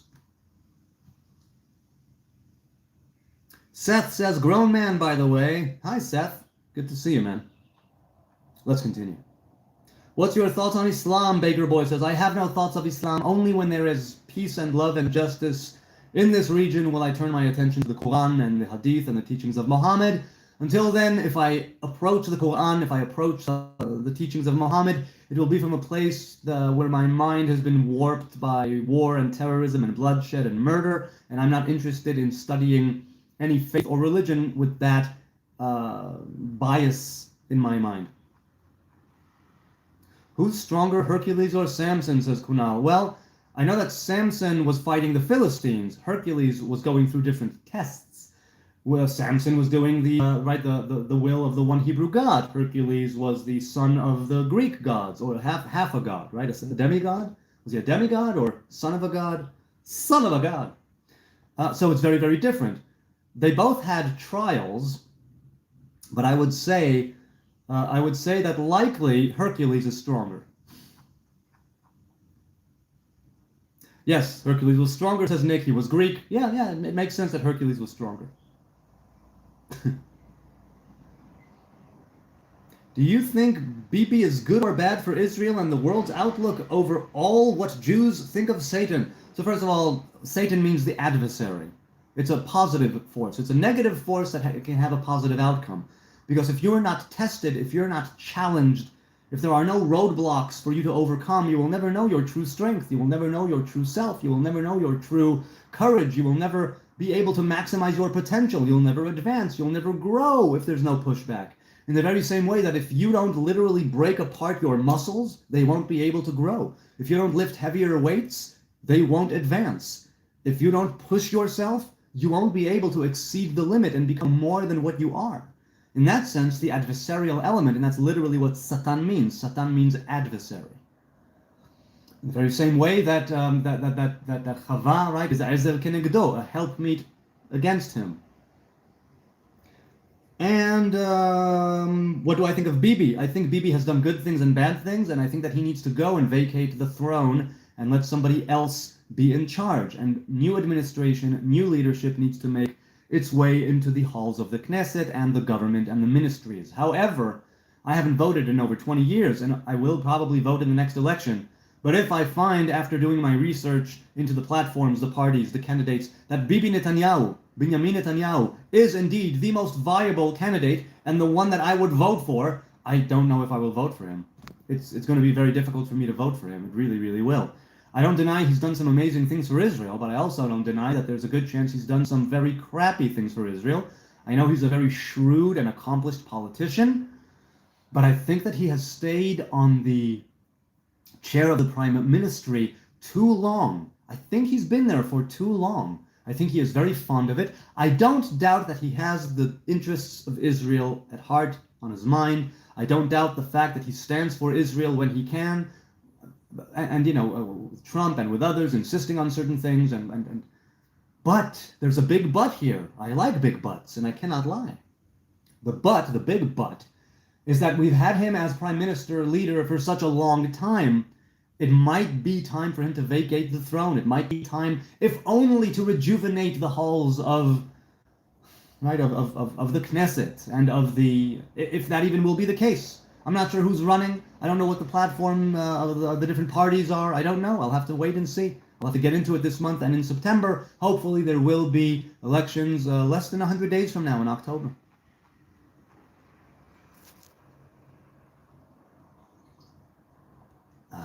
Okay, I have a bit more bread here.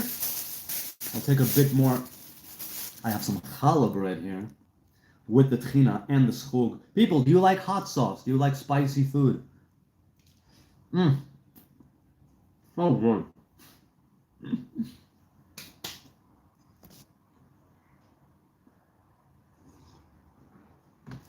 Oh man. Okay.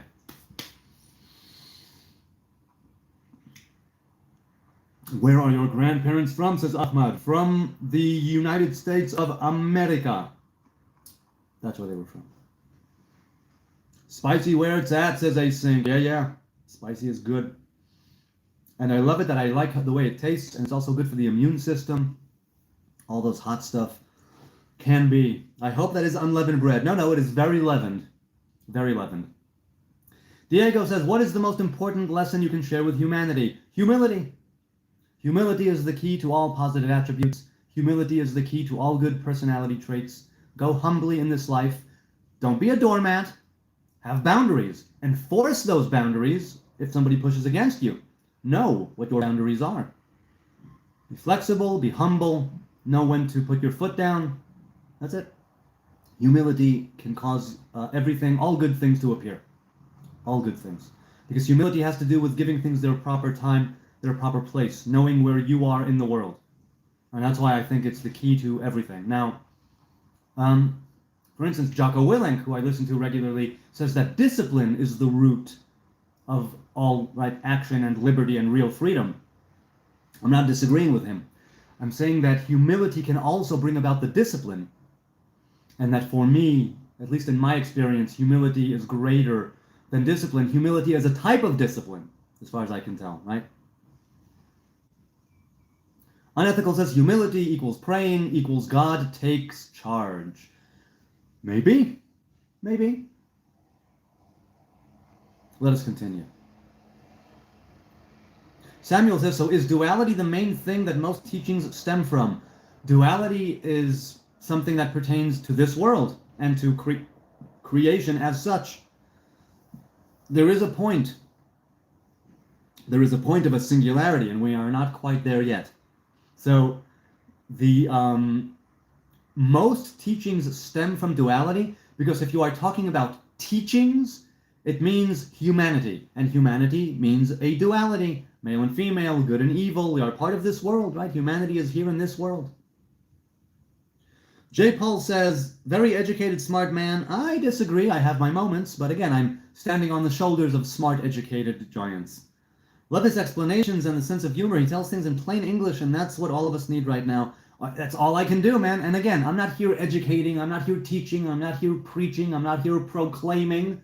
I'm just having conversations with people. Don't forget that. And take everything I say with a big grain of hummus. Right? Do your own research. Boo duality. Says so.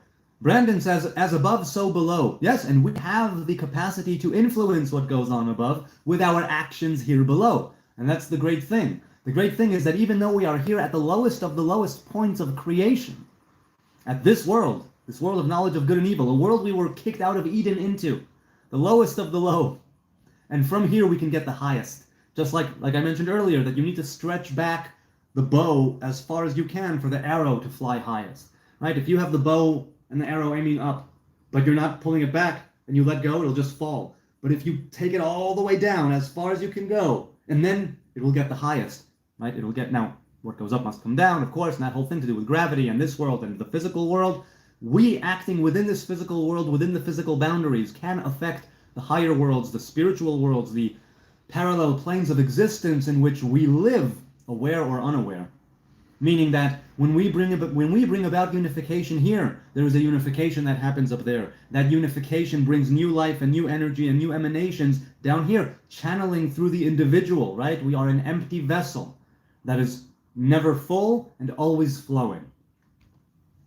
Or always full but never overflowing because it's something that keeps channeling. Are there black people where you live? Hey, Mama Luigi. Yes, there are. Jews and non-Jews alike. Faramar is back here. Hey, Faramar, good to see you again. Fascist religion. No, it is not. It is not a fascist religion, as far as I can tell, at least in the classical understanding of fascism. I mean, there is some authority for the king, but then it's not a fascist religion, it's a theocratic, let's say, religion. Do I have crumbs in my beard? No. Though I just might by the end of this right here. Okay. What does tzaddik mean? Tzaddik means righteous. That's what it means. Tzaddik means righteous. Now, Mellow Common TV. Tzaddik can mean different things in different contexts. Tzaddik can mean a specific divine attribute called Yesod that corresponds to the penis. Tzaddik can mean, plainly, somebody who is righteous. Tzaddik can mean somebody in a Hasidic court, the high rabbi, the Admor, the leader of the Hasidic sect, who is considered the tzaddik, who the disciples cleave to in a very master and disciple intimate relationship. So, depending on the context of the word tzaddik, tzaddik is also tzadi, which is a letter in the alphabet, in the Hebrew alphabet. Tzaddik means a just. Yes, just, righteous, exactly, yes. What's the biggest problem with the human species, says J.T. Harvey? I have no idea. I have no idea. I don't know. I suppose that one of the biggest problems with the human species, I don't know if it's the biggest, it's that we tend to focus more on what keeps us apart than what keeps us together. We tend to focus more on that out-group, in-group, tribal thinking, as opposed to trying to bridge the gaps and find common ground and understand that the commonalities outweigh, right, and the similarities outweigh, to a great degree, I think, the differences. Now, we live in a world of duality. We live in a world of 70 root nations and Israel, right? So there are borders, there are cultures, there are nations, but all of that did not exist in Eden. And I try to think with the Edenic mindset when I can afford to do so. And so, even though right now there are borders and there are different nations, each one with their own task, each one with their own thing, each one with their own mission to accomplish in this world, I think the biggest problem with the human species is that we just won't stop killing each other. We just won't stop fighting. And we fight because we fear. We fear because we don't know. Many people smarter than me have said we fear the unknown. or we fear what's different. If we were able to open up our eyes more, keep our differences, and yet embrace our similarities, embrace the commonalities, strive to seek that common ground, right? To bridge those gaps that are between us. If we would put more effort and focus on that, I think that already, if each and every one of us would do that in our own personal, stupid little life, our own tiny circle of influence, whatever it may be, that already can form a critical mass of positive vibration, move that needle over to such a degree that it will already be spread out. It can happen right now. It's up to us. That's literally how things start, with the tiniest of motions. Because the trajectory, even if you move a little bit, the trajectory over time causes you to be far away from where you were. Can you explain Jewish dietary laws a little bit, says Masso Team. I find many aspects of Judaism interesting, but don't understand a lot yet. The fundamental Jewish dietary laws are the laws of kashrut, meaning that there are animals you're allowed to eat, there are animals you're not allowed to eat. And there is milk that you are allowed to eat, and milk you're not allowed to consume, and milk you're not allowed to consume. There is specific ways of slaughtering a living being. There are specific things that different standards it needs to adhere to, and certain rituals that need to take place in order for the slaughter, the butchering, to be a kosher butchering and for the animal to be eaten. Even within kosher animals, there are certain parts of the animals that we do not eat. The dietary laws in the physical sense are here to facilitate a spiritual root understanding of meat and milk being left and right, and a harmonious sort of thing, which is why we are told to separate meat and milk, right? We separate meat from milk. I don't partake of either. But at the time when I did, I used to, for instance, wait a few hours after eating meat before consuming anything dairy. There are halachas that say when you consume something like a very hard cheese, you should also keep. But it's a difference of opinion on halacha, on milk and meat, right? Basar v'chalav. The dietary laws are there. People have explained it. They are analogous to two patients, right? There are two patients in the hospital. One of them is a terminally ill individual. The other one has a chance. To the terminally ill individual, the doctor says, you know what, there's nothing to do, go to hospice, eat whatever you want, you're going to die soon. To the one that has a chance of recovery, he says, all right, we need to strengthen you. You can't eat this, you can't do that, there are restrictions on what you can do and how you behave and in what you eat, because we want to strengthen you in order to give you a better fighting chance of recovery. In the very same way, not that I'm saying that Goyim or nations or Gentiles are terminally ill, but in the sense of kashrut is here for the Hebrew people in order to connect the spiritual root and the physical body through eating, whether it's animals or plants, grains, fruit, vegetables, whatever it may be. When you strengthen your body in that specific way, with those specific dietary laws, with the kashrut, you're able to give yourself strength. You're able, of course, you can screw that up too, and people are prone to illness genetically, of course, but if we're talking about why are there such constraints on Jewish dietary laws, or rather on Jewish diets, and so many things we're not allowed to eat, and so many things that we're not allowed to eat, even when we are allowed to eat them, we can't mix them, and even from animals, right, we're not allowed to partake of this or that, is because we are trying to bring together that spiritual and the physical, which means that there needs to be constraints, there needs to be discipline, and within that discipline is the greater freedom. Within the narrow path, within the constraints, within the straits is the liberty. That's Jewish dietary laws, a little bit, as you said. Someone said I'm disgusting. Hold on, and then the chat jumped. Hang on. I don't know who said it. The chat jumped. But yes, I am. Here it is. Pronator teres. Disgusting human. Yes, I am. I am very disgusting. That is true. Diego says, what's something about Jewish culture or tradition that you wish more people understood better? Nothing? Wish people understood better? It's not culture or tradition, it's simply perception. And the perception that some people hold is that there's this Jewish cabal that's taking over the world and controlling everything, that Jews want to take over the world, that Jews are parasites, vermins, roaches, that we are a sickness, we're a cancer, we're an illness, we are a disease, we're a plague, we need to be eradicated. That's something I would want to see move away from the world.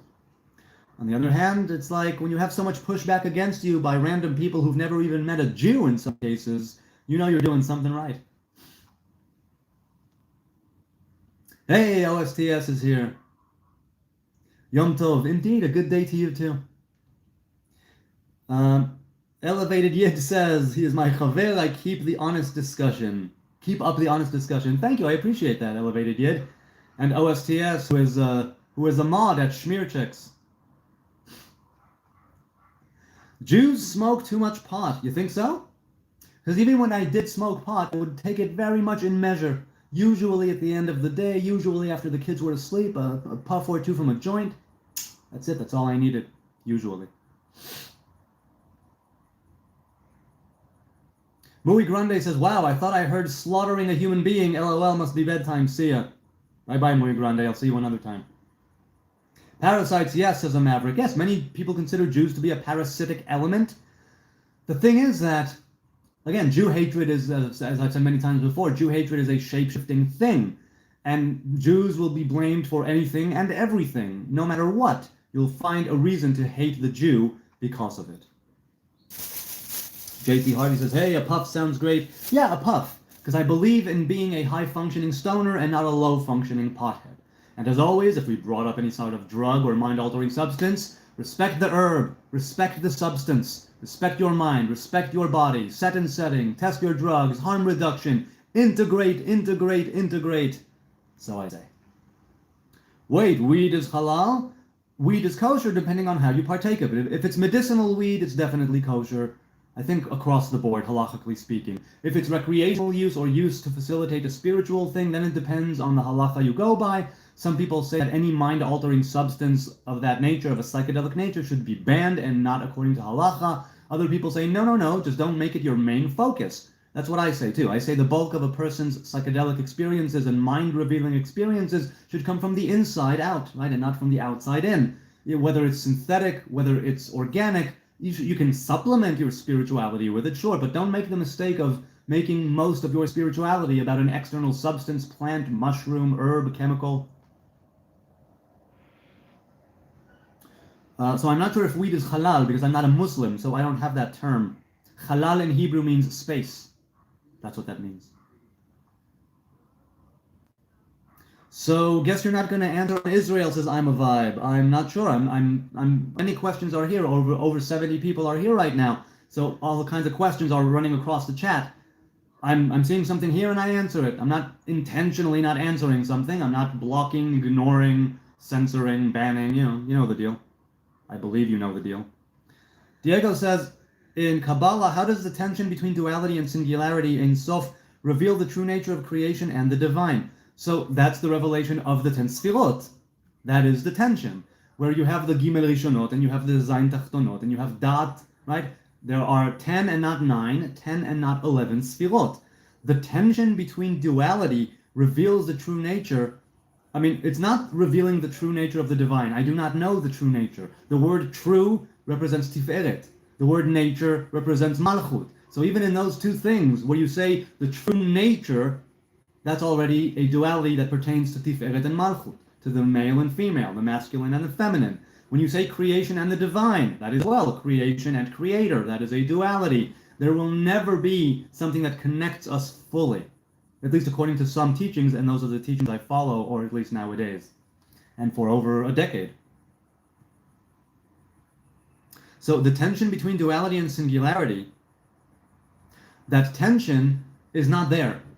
At least in the teachings that I follow these days. It's simply a very fundamental understanding. This is a world of duality. The Sfirot are 10 emanations of the one true Hebrew God, and I will not know God. I will never know God. Ever. All I know is revelations of God, and so there is no tension. Tenebris says, yes, the angel of the Lord explains to Daniel. Oh, okay, yes, he's responding to someone else in the chat. It's nice that there are conversations going on in the chat. I always love that when there are things independent of the stream going on simultaneously. You are a Bolshevik like your master Rasputin. First of all, Rasputin is not my master. And second of all, I'm not a Bolshevik. But okay. That's fine. You can say that I'm a Bolshevik if it makes you feel good about yourself. How Samson got his superhuman strength if he's a normal human? Because there is you being made in the image of a human being, a mammal animal called a human. But then there is the spiritual element that is inside of you, the divine revelation that you personify, and from where you can gain great strength of a physical nature. That's how. Can the Sanhedrin exist without a temple? It was more of a court, right? Yes, Stone Smurf. The Sanhedrin was at Lishkat Hagazit, which was close to the temple, but one can exist without the other. You're a Nazarite? Yes, I am. Nexek Sumbra 1131. Yes, I took my Samson vow 16 years ago. So yes, the Sanhedrin can exist without a temple. What we need for the Sanhedrin is the smicha, the laying of the hands, like from Moses to Joshua, up until the time of Rabbi Yehuda ben Bava, who was murdered by the Romans. So for many, many, many years, the smicha was continued in an unbroken chain, and then the chain was broken. There have been times where over the course of history since then, sages, including a few hundred years ago, Rabbi Yaakov Beirav, famously in Tzfat, wanted to reinstate the laying of the hands and the smicha, and the people of Jerusalem told him, nope, we don't want to do that. So there was no consensus. And if there is no consensus, then there is no Sanhedrin. Also, there is a Sanhedrin that was elected without a consensus, that is operating here now in Israel. There is a working type of Sanhedrin that is not accepted by the entire population, but there is that now. Also, there are those who are always striving to reinstate the smicha and reinstate a proper Sanhedrin. So yes, it was a court. There were Sanhedrei Ktana, little courts everywhere, and Sanhedrei Gdola, which was in Jerusalem. There were all types of Sanhedrins, or all two types in different locations. Nazarites are supposed to be temporary. No, I'm a Samson Nazarite, which means that I don't follow precisely the laws of Numbers 6. I follow the laws of the Samson Nazariteship. There are 4 types of Nazarites. One of them is a Samson vow. The other one is a temporary vow.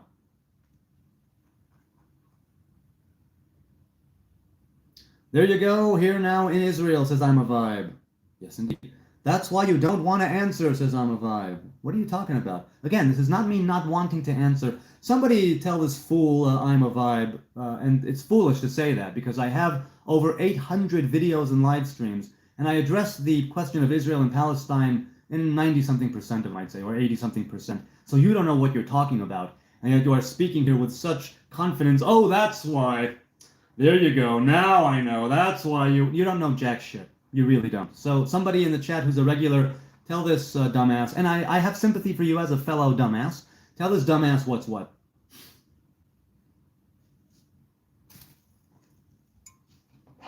While I have a little bit of bread. Oh, yeah. Yes, I am in Israel, but that's not why I won't answer about Israel. That's why you're being a fool.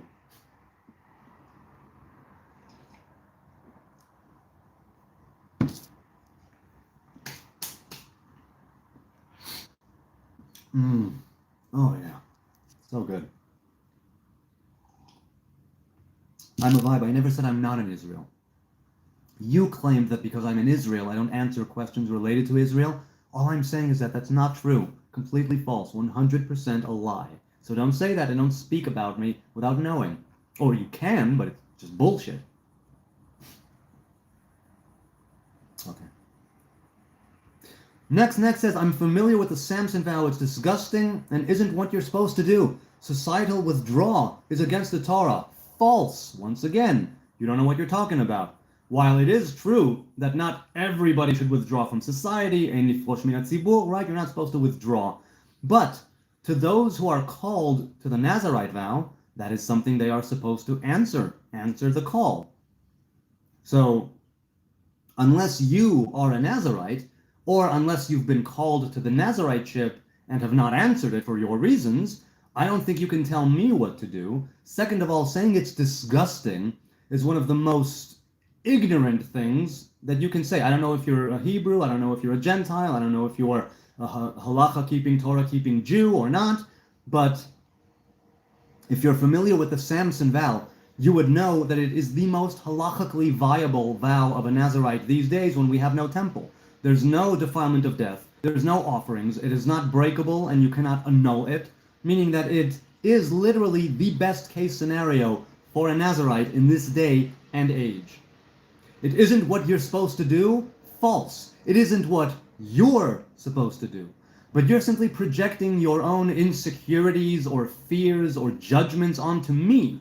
The thing is that unless you are me, you don't have a say in how I live my life. You don't have a say in what I withdraw or integrate into. As for saying that it's against the Torah, again, that is false. What about Moses? Now, I'm not comparing myself to Moses. I'm saying Moses is our master, Moshe Rabbeinu, the great bridge, the lawgiver. He had a mask on for like 40 years. He withdrew to Ohel Moed. What do you say about that? So yes, of course, he was a unique individual once in creation, a very unique revelation. But if he is our master, there's something we can learn from that. He left his wife, he left his kids, he abstained from any kind of sexual relations to be closer to the divine presence. What do you think of that?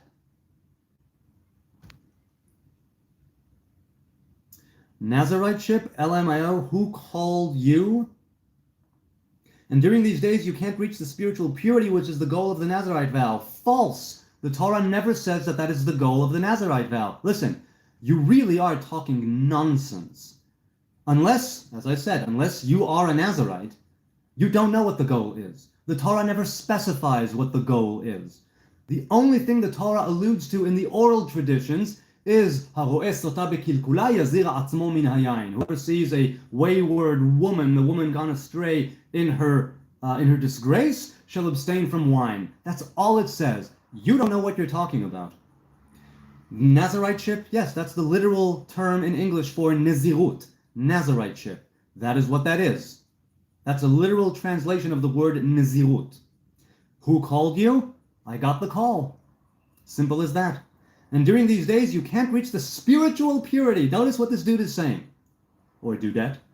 You can't reach the spiritual purity. See how projecting things onto other people makes them seem completely ignorant? He thinks that the goal of the Nazarite vow is spiritual purity, and he thinks that a Nazariteship that is halakhically viable these days, even if it is 100% kosher, which the Samson vow is, you cannot reach the spiritual purity. Why? Because you said so? Really? First of all, that's not the goal. It's not the goal. The Torah does not specify any kind of goal. Nothing. The Torah only specifies a prerequisite. A man or a woman of the Hebrew tribes. Daber el bnei Yisrael, ish o isha ki yafli. That's what it says. The rest of it, you are either making up, or you've studied commentary on Sefer Bamidbar, Hilchot Nezirut, and you think you have, or Zohar, and you think you have something to say about it that relates to me. No. You have things to say that relate to you. On that, there's no agreement. You do you. Nobody's gatekeeping that. If you think that the Nazariteship is all bullshit and there's no reason and rich spiritual purity and blah, blah, blah, blah, blah, blah, blah, blah, that's great. Don't do it.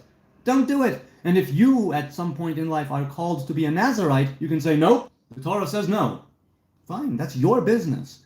To tell me what my Nazarite vow is and isn't, what it can and can't achieve, what the goal may or may not be, that's you being A, highly presumptuous, B, condescending, C, plain wrong.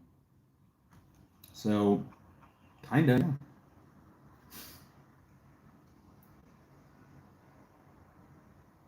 Now, it's important to understand, right? I'm not belittling you. I'm sure that the things that you are saying are applying to you. The mistake you're making is applying them to me. That's it. They can apply to you in fullness. It's all good.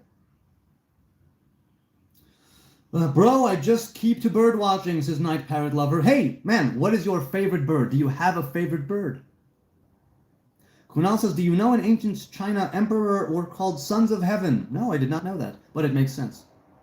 My full name. No, I'm not giving you my full name right now. That would be a little bit too doxy. I think I have in the past, inadvertently, but that's okay. Whoa, hold the stream. That is not the usual coffee mug. Don't say the old faithful mug has been smashed or lost. No. It simply is in the sink, and the stream started. I thought I had a few more minutes, but the stream started. I thought I had 5 more minutes, and then YouTube was like, nope, no you don't. I'm going to start the stream right now. So I didn't have time to wash the other mug, so I took this mug.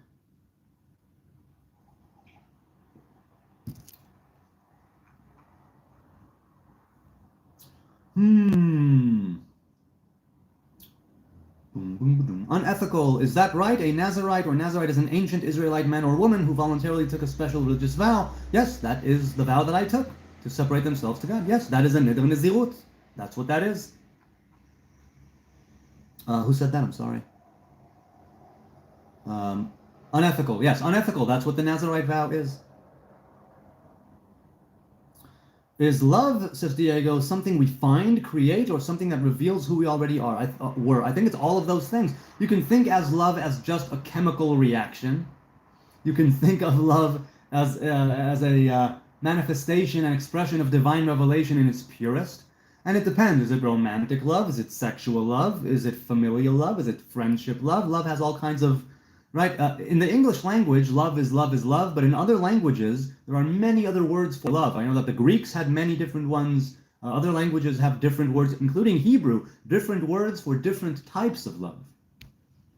And so, it's something that you find, it's something you create, it's something that reveals. Yes, it's all of those things. It's all of those things. Are you a Pokemon fan? Kid Boo says. So, Pokemon was after I was a little too old to watch it. So I never really watched it in fullness. I used to watch it with my little brother. He used to watch it. I watched a few episodes with him of the original, right? The original Ash, Misty, Brock. Is it Brock? Right? I mean, like the old school one.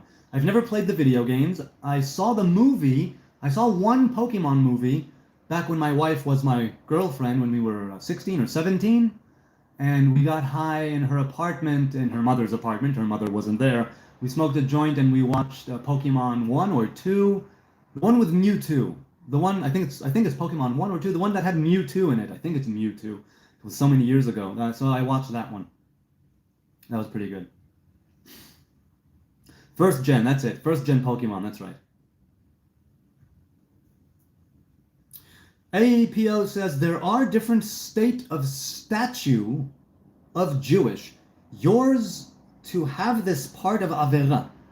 But for a chassid, it cannot be not dance, and for a shepherd Orthodox to forget Mode'ani. Hope he gives you a long life. I'm sorry, APO, I don't understand what you're saying. Could you phrase it a little differently? Phrase it a little differently because I'm not quite following you. I'm reading the words, but it's not fully connecting in my couple of remaining brain cells. His real name is Tzofnat Pa'aneach. Yeah, that's the name given to Joseph by Pharaoh. You were 57 and she was 16. No, I was 17 and she was 16. Or maybe at the time when we were both 16. Anyway, I met her on the street when I was 16 and she was 15. Are you Mossad? No, Faramar. We've been through this before. Mossad is international espionage and intelligence. Shin Bet, Shabak, is local. So if anything, I'm Shin Bet, which I'm not. I'm Sephardi, says Shim Golsa, but I like this guy. He's got good humor. Yes, I have my moments. Not always, but I have my moments, and I appreciate the kind sentiment. Where do you stand on Israel's genocide, says Joel? That there is no genocide. Israel is fighting a defensive war against disgusting death cult terrorist regimes that want to annihilate it and slaughter every man, woman, and child in Israel and wipe out the Jews and take Israel off the map. So there is no genocide. As far as the numbers, no genocide. The intent, no genocide. The actions, no genocide. What you do have is a war, and innocent people die in a war, unfortunately, tragically, horribly. Especially when the enemy is a terrorist group that embeds itself in the civilian population to maximize civilian casualties for purposes of martyrdom, religious extremism, and propaganda. There you go. Complete nonsense and lies, he just said. Really, Goyeve? Prove me wrong. Hamas is not a terrorist organization. It does not embed itself into the population. And if you think that there are the numbers and actions and intent to call it a genocide, bring them forth. There are none. Even the ICJ, who at first thought there may have been some, no, they took it away. There is no genocide going on. And the human rights organizations and anti-Israel organizations and UN organizations that are vehemently anti-Jewish and anti-Israel, I do not go with what they say because the numbers are inflated by Hamas and they swallow the tripe that Hamas feeds them, and they swallow the terrorist sympathizing propaganda that they're being fed by the media. Now, this is not to say that I'm not being fed bullshit by the media, of course, but I don't take I don't take the Zionist Israeli government agenda as gospel. I'm not blindly following any sort of agenda. I try to form a synthesis. Other people, a lot of people, will simply believe anything Hamas says. Oh, yeah, sure, let's go with that. Whatever is against the Jews, yeah, I'll go with that. That's fine. So, if you're going to say that I'm a liar, prove me wrong. If you're going to say that it's nonsense, help me make sense of it.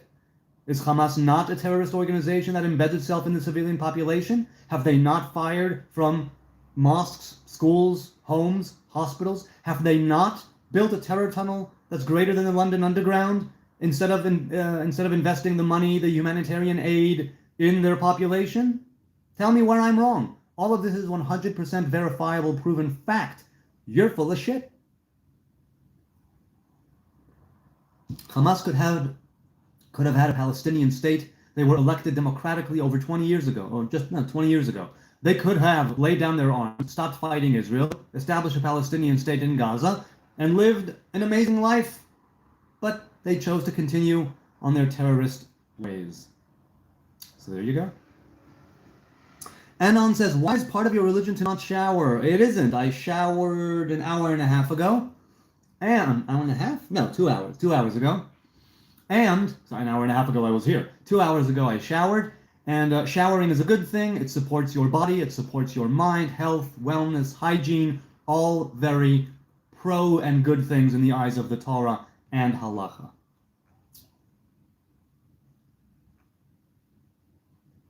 Kunal says, bro, you are literally sharing your life story in front of hundreds of people, and sharing your surname is doxing for you? What the hell? More doxing than other things, yeah. Yeah, I think so.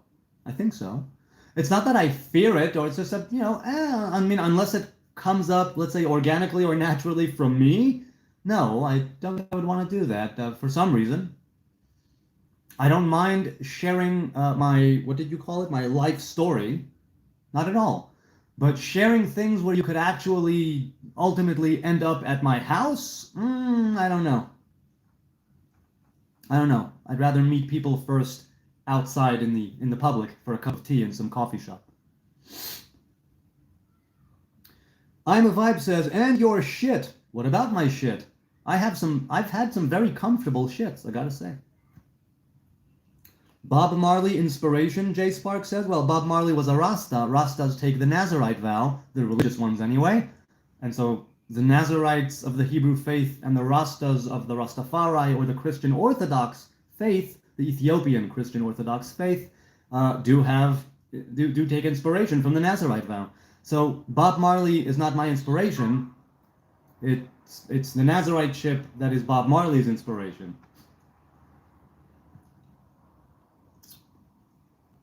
Stone Smurf says, interesting point earlier on Sanhedrin. Wouldn't a Sanhedrin be beneficial in bringing Judaism together? Why would people oppose it? Because people would not be able and are not able to extricate themselves from exile. Because you'd need to have people who are Sfaradi, Ashkenazi, Mizrahi, Teimani, people will not be able to decide on who the sages will be that will instantiate a final ruling of halacha that will be binding for the entire nation of Israel. Right now even, you have a chief rabbi who's a Sephardi and you have a chief rabbi who's an Ashkenazi. You'd think there would be one chief rabbi. I am live, Abba. What's up? Okay.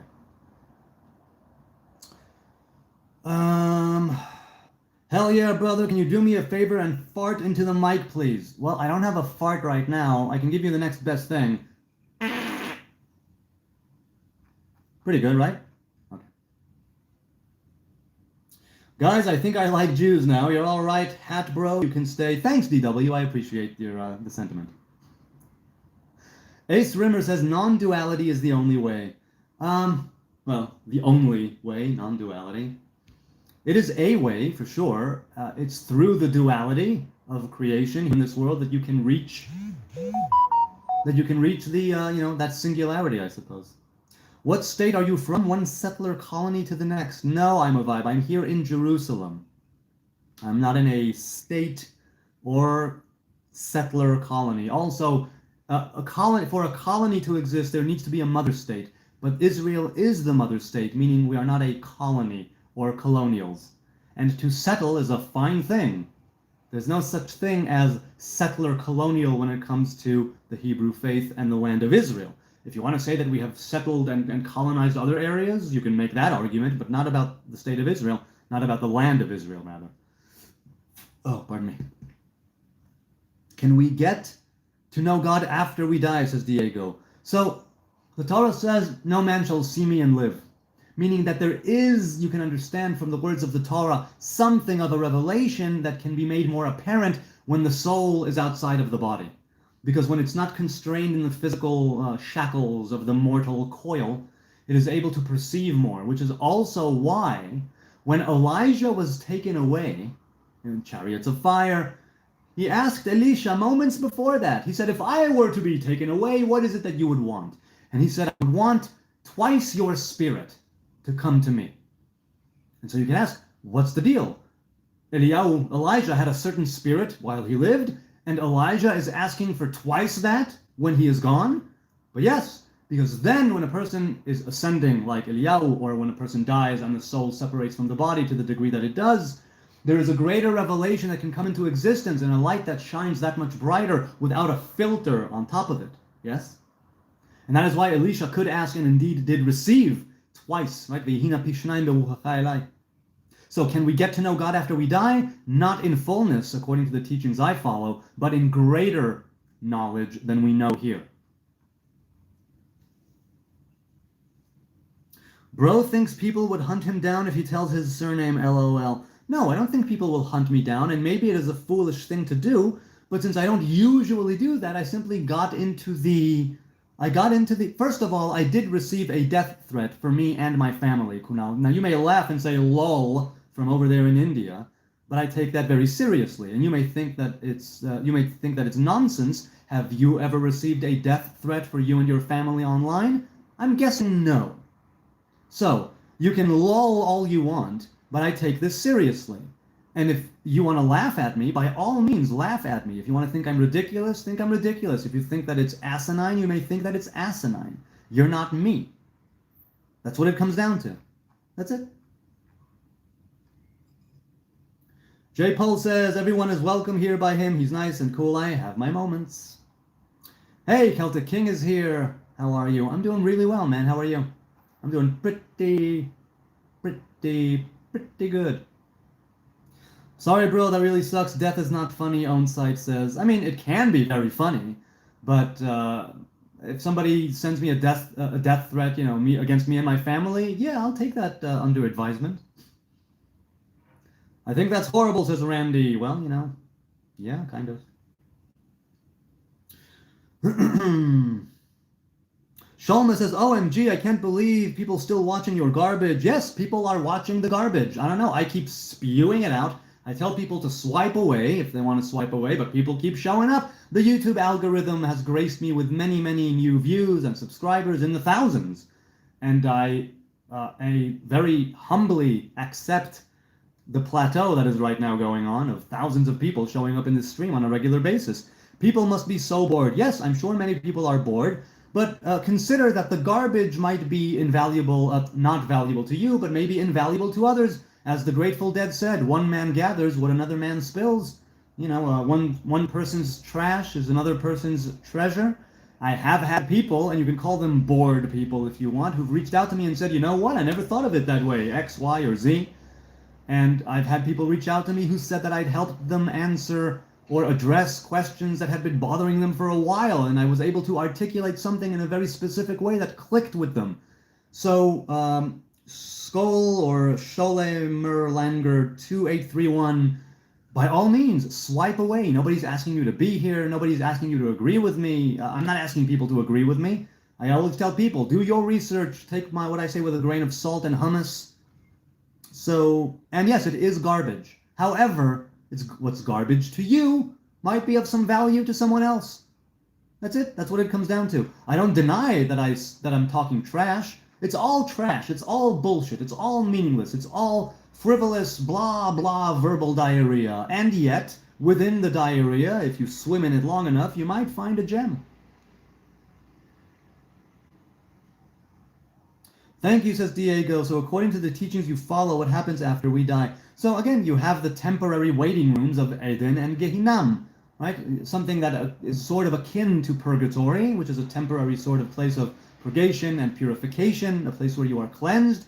Or if you've already undergone all that in life, lived a righteous life, shed all that negative karma, peeled the onion, then you will arrive at Eden, which is a waiting room. But both of them are waiting rooms on the way to the next phase of creation, which is partaking of the fruit of the tree of life, right? We have not yet partaken of that fruit.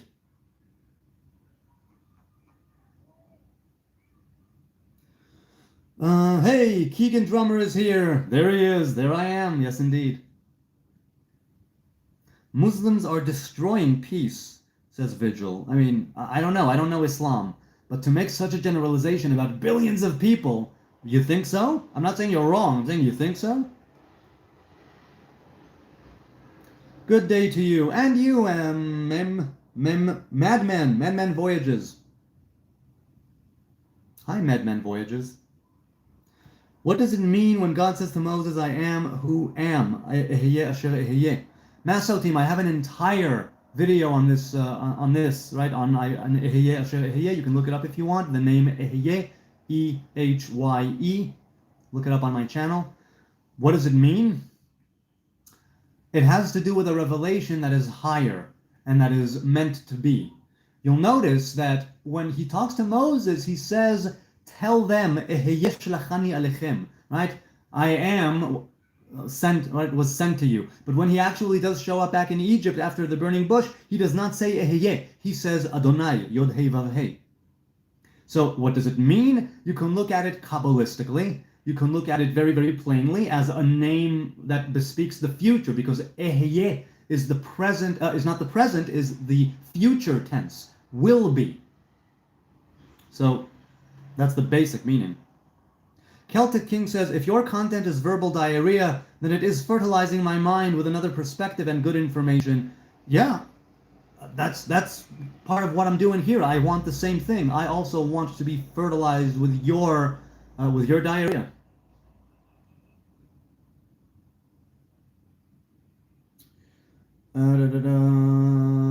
Kunal, you can stop spamming. We get it. You think it's ridiculous. That's fine. If you want to keep spamming, by all means do. I think we get it. I think you can stop.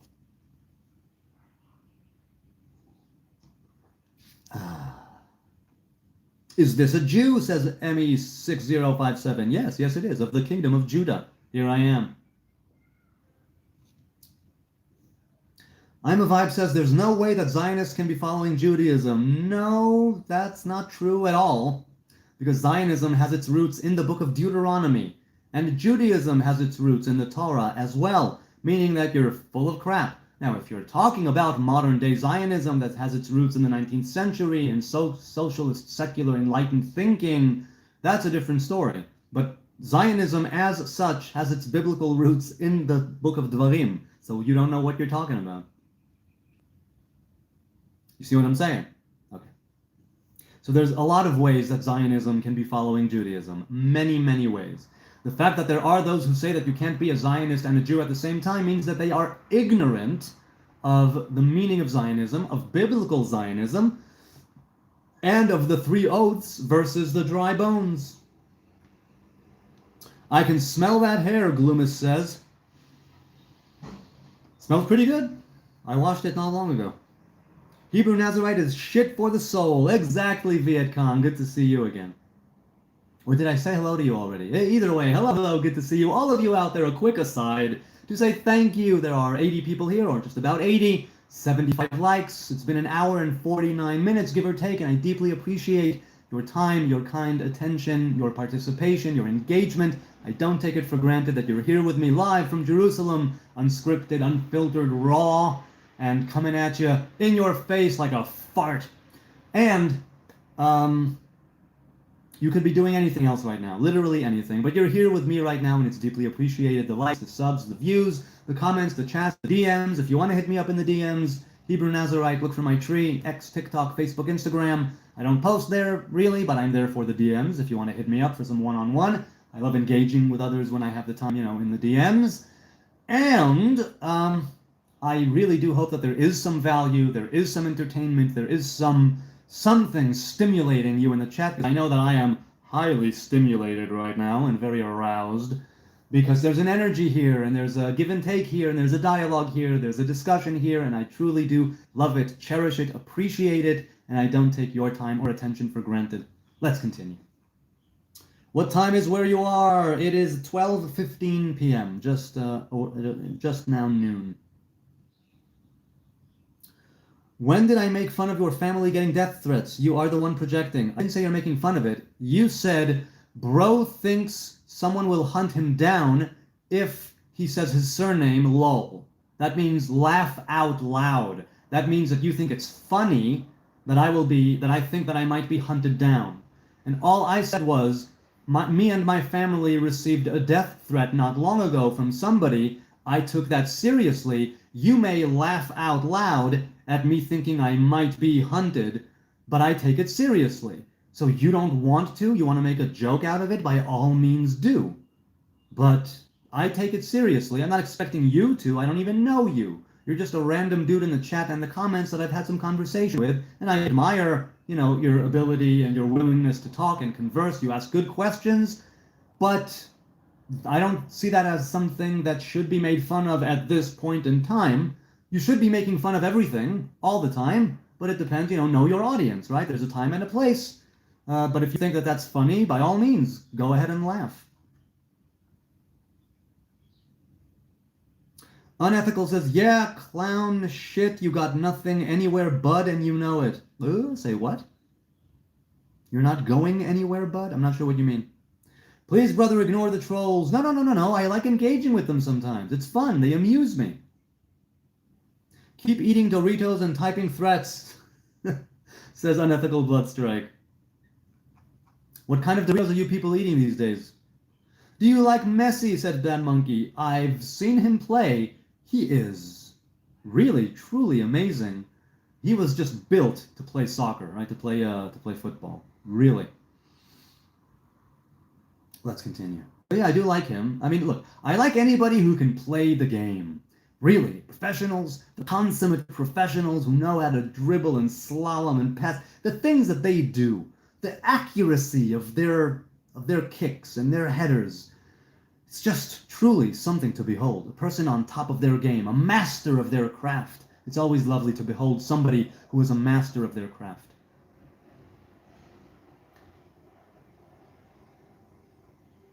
Let's continue.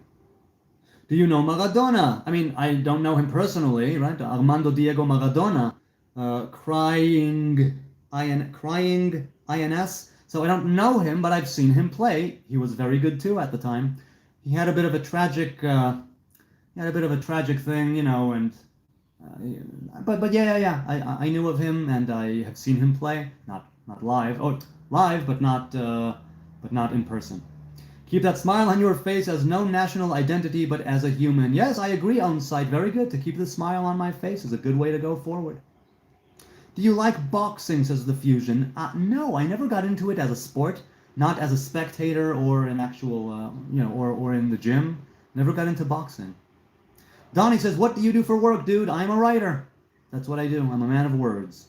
Nazarites in Qumran. So yeah, I'm 5. The Essenes, some say that they were a group of Nazarites, and some say that they did not take the proper Nazarites vow, but they did have their own unique group, which was ascetic in some ways, monastic in some ways, which can be equated to some kind of monkhood, but not the Hebrew Nazariteship as such. It's unknown precisely if the Essenes took the Nazarite vow or not, at least according to the things that I've read.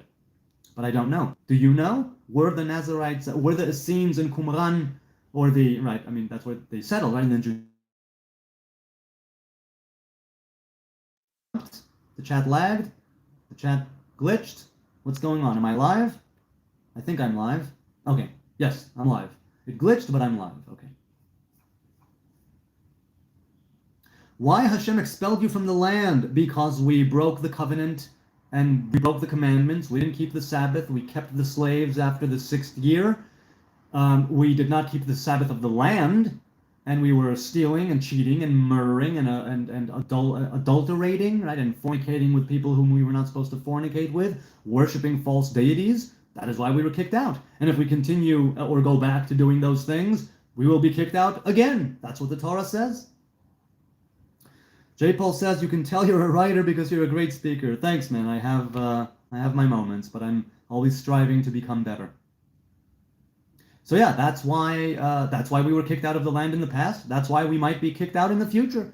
The covenant remains even when we break it, and we always return to it and the physical land as well. But there's no guarantee of us staying here, thriving here, prospering here, succeeding here if we break the commandments and the Torah and we do things that we're not supposed to do and we don't keep the commandments and we don't keep the covenant. We might be thrown out again. That's it. That's what the Torah says. Are reptilians are real, says Sudlush. Hi, Sudlush. I don't know. There are reptilians in the animal kingdom. They are called reptiles. It's a whole family or genus of animals. But if you're talking about reptilian people, I have no idea. I do not know. I really don't.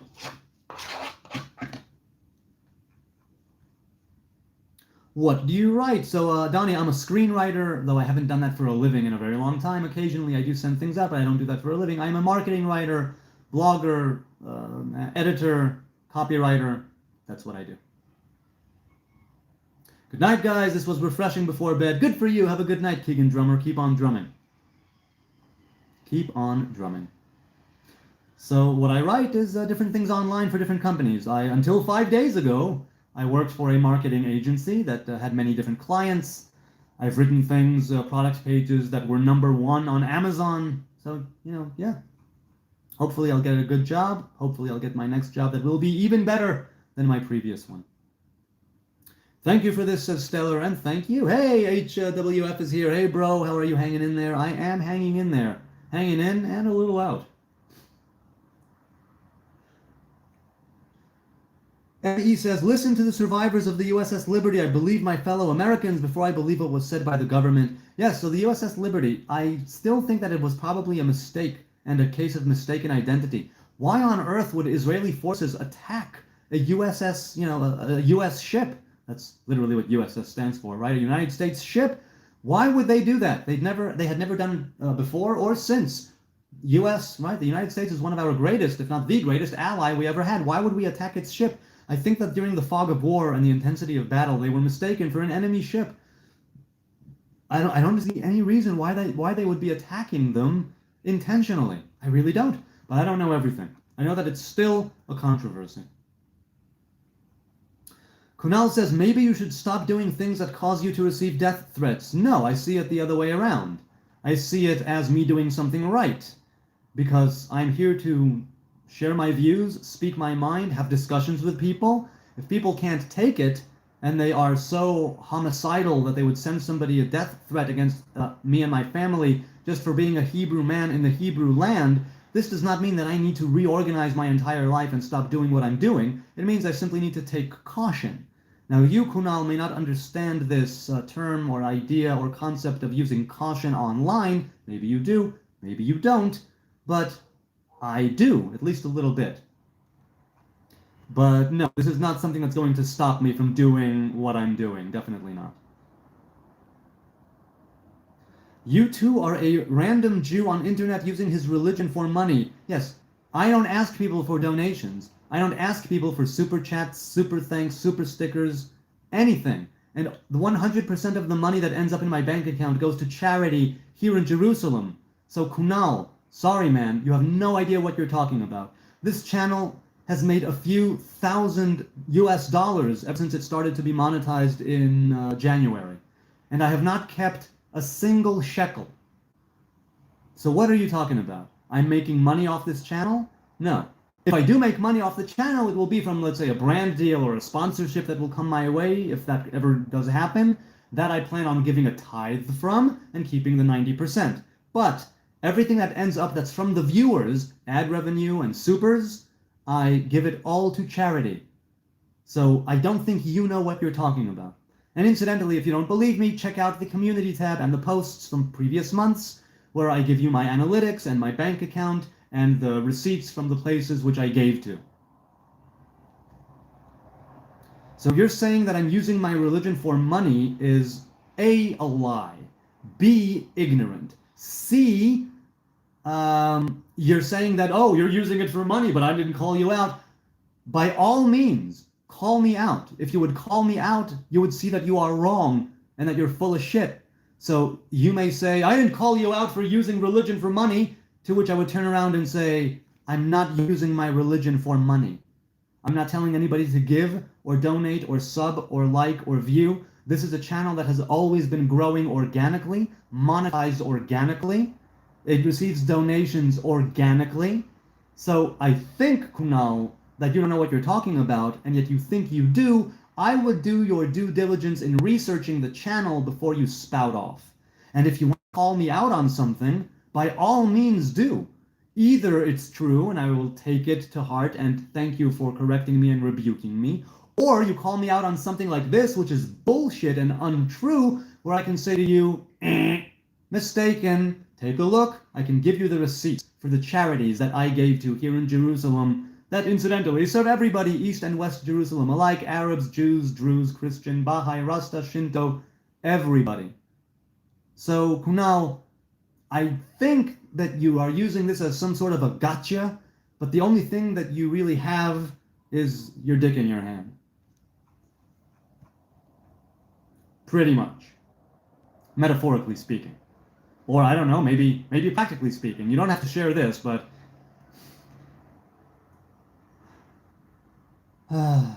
Kunal says, I don't give a shit about family, bro, so why I shouldn't laugh? Not any reason. By all means, laugh. I said, if you think that's funny, go ahead and laugh. I don't think it's as amusing right now.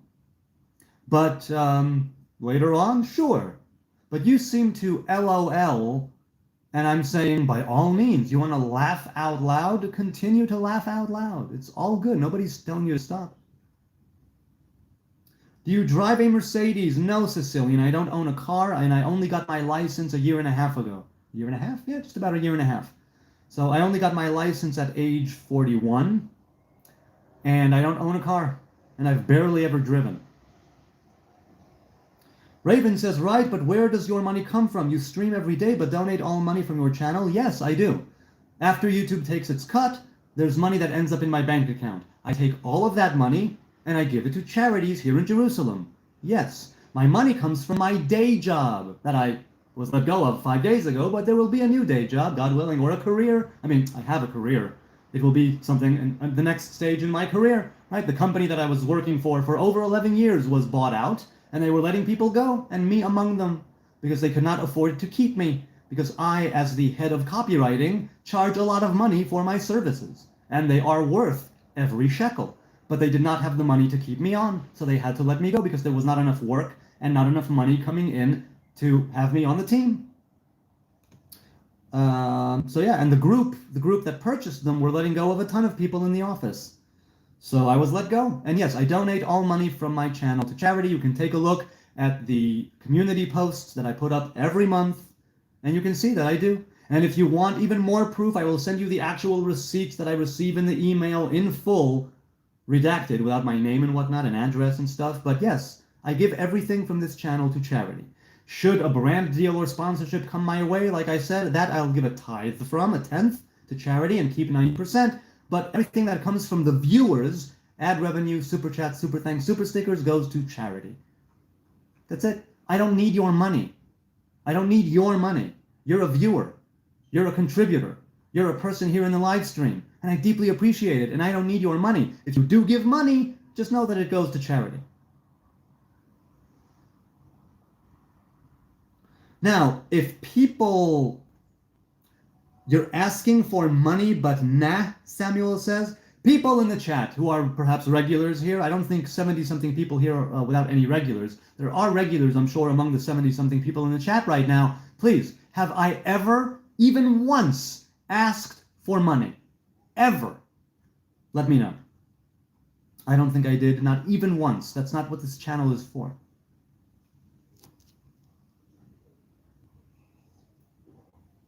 No, says Robbie Killer. No, says Scott. No, says MCG. No, says MM. Never asked for money, says Aaron. There you go. Joseph says never asked me for money. Vigil says no. Okay. And so, thank you. Thank you. I think it's pretty evident that I've never asked anyone for money. People who are coming here and giving from the kindness of their hearts, they know, or they should know, and I say it, that it goes all to charity. Whatever ends up in my bank account goes to charity a week or two later, because, I actually ask people, who would you want me to give to? Give a suggestion. I involve the community in this process as well. I want to be as transparent as I can, and I take pains and efforts to make it so, because you work hard for your money. I want you to know exactly where it's going. Unethical says, he asked me for money 10 times today alone. That's funny. Let's continue. People, a lot of Palestine-Israel questions in the chat, so let people know, because I'm not answering that right now again. I answered it too many times on this live stream. What is your opinion on Hasidic Jews? Zana Freya says that they are Hasidic Jews. I'm a fan of Hasidism, but not every single Hasidic sect. But I'm definitely a fan of Hasidism as such. Yes, I am. So, Hasidic Jews, the ones who don't work, I take issue with, because I believe that there should be a certain amount of the population that is set aside to study Torah, but not like entire communities and entire populations. That is not the way of the Torah. It was never ever the way of the Torah. There was the idea of the men of leisure, the 10 men of leisure, Asara Batlanim, who were designated by the community, the city, the town, the village, the county, whatever it was, and they would designate them, and they would receive a stipend from the community to sit down and study Torah and be the minyan at the shul. But that's not what's going on now. What's going on now is ridiculous. People are saying that I study Torah for a living, and there are hundreds of thousands of people. It doesn't work like that. It should not work like that at all. HZD says, who gives a F about Palestine in 2026? Especially Americans, we have our own issues to worry about. Yes, you do. Which is why when people say America first, I say, yes, I agree, America first. Americans should be harassing and bothering their administration, their higher-ups, their statesmen, congressmen, senators, whoever, to give less aid to Israel, because America should be first. Now, the U.S. obviously does have an interest in Israel and in furthering its own interests in the Middle East. A lot of the money that Israel gets, like 70 or 80% at last count from what I've known and what I've heard and what I've read, goes right back into the American industry, munitions and such, right? But yes, America gives aid to over 170 territories at last count, and if they gave less, then there would be more money. Now, maybe you could say that some problems America won't be able to solve by throwing money at them, but could it be made better? Forget solving as an absolute. Can the issues America is right now facing be made better with greater funding? Yes, I think invariably the answer comes back and it's yes. If not completely, absolutely solved, made better. Money can make a big difference, and so if America decides we're going to cut down on aid, I will completely understand. Obviously, if they say we cut off all aid completely to everybody, or even just to Israel, even that I would also understand. Of course. Bibi gave millions and millions to Hamas, MM says. So, he gave millions and millions supposedly as a middleman between Qatar, Iran, foreign powers who were giving money to Hamas, and he was acting as the middleman. There was the idea of Israel funding Hamas back in the early 80s when it was not a completely terrorist death cult organization. It started off as an offshoot of the Muslim Brotherhood by Sheikh Ahmed Yassin and Abd al-Aziz al-Tisi as a welfare and a charity group for Palestinians. And the Israeli government was like, oh, great, let's give them money. If the quality of life of the Palestinians will be able to be elevated, then they won't be so keen on dying. Because people who have a better life care more about that life. And they care more about those around them and themselves. Hamas intentionally, and the Palestinian leadership before Hamas intentionally, keep them in a low-level quality of life, in squalor and poverty, and scraping for a living, because then they can blame Israel and the Zionists and the occupation and they can blame all of that on them, while hyping up the martyrdom and the fighting against the conquering Zionist men and machine of war and all that bullshit. So, Bibi gave millions of millions. Either it wasn't his and he was the middleman, which maybe he should not have done, but maybe that happened. And Israel was giving money to Hamas at first when it was still a charity organization, a welfare organization, and not the militant terrorist death cult that we see nowadays before us. Kunal says, okay, I am wrong. I hope that makes you happy, bro. It's not like I am going to become a hater. It's not a question of me being happy. It really isn't. And it's not even a question of you admitting that you're wrong and I'm right. I just think that you should have done your research before you lulled. Because words matter. But go ahead. It's all good. Assalamu alaikum, brother, says Javis A. Wa alaikum salam. Kif halak? Min wen inta?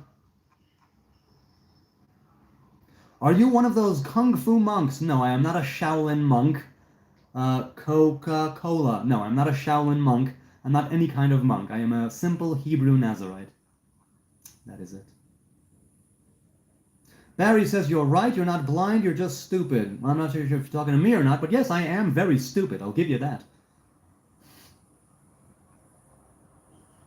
Hamas is an Israel-funded group and has always been an anti-Zionist organization, whether you like it or not. Anti-Zionist possibly, but at first in the early 80s when it just started, if Israel was funding it, it was funding its charitable and welfare-related activities, not its militant wing that later took over the entire organization. Now, do you see? Do you understand? The original Hamas charter said Israel exists and will continue to exist until Islam obliterates it, or something. I'm paraphrasing a bit, but it might be verbatim there in the original charter. So that was known. However, Israel, in its desire to extend a hand towards bettering the lives of the population, they said, oh, there's a terrorist there's an anti-Zionist organization, but it's there for the welfare and charity of the Palestinian people. Let's go with that anyway, even if they are anti-Zionist. Let's give them money. This was a misconception, of course. We see what happened. But the conception was, let's give them money, even if they are anti-Zionist, because they will raise the quality of life of the population with their charity and their welfare and their philanthropic activities or whatever. And when the quality of life of the average Palestinian person is raised, they will be able to care more. They will be less keen to die. They will be less keen to martyr their sons and daughters to get some money from the government. They would be less keen on war because they have a life that they are content with, that they are actually living, that's not in squalor and poverty and low level scraping by, barely surviving. Do you see what I mean? So if you want to say that Israel gave money to Hamas, I will say yes, but it wasn't the militant terrorist organization we see now. It was a charitable organization for the welfare of Palestinians. And even if it was always anti-Zionist, even more so does it make the Israeli government seem as somebody who would do fucking everything just for some peace. Even give money to an anti-Zionist, a blatantly anti-Zionist organization for the idea, for the opportunity of raising the quality of life of those whom it was giving the money to. Do you understand? So when you're saying that it's an Israel-funded group that's always been anti-Zionist, that only serves to show how interested the government of Israel was in peace, so much so to a fault, to its own detriment. Just like the Oslo Accords, just like the disengagement from Gaza, we are desiring peace to a fault. Who knows what the hell will happen? Eventually there will be peace. Eventually there will be justice, real justice and love, God willing. God willing, we will de-radicalize both sides and be able to live in peace and prosperity with our brothers and sisters in humanity. Oh my God, I love it. Hang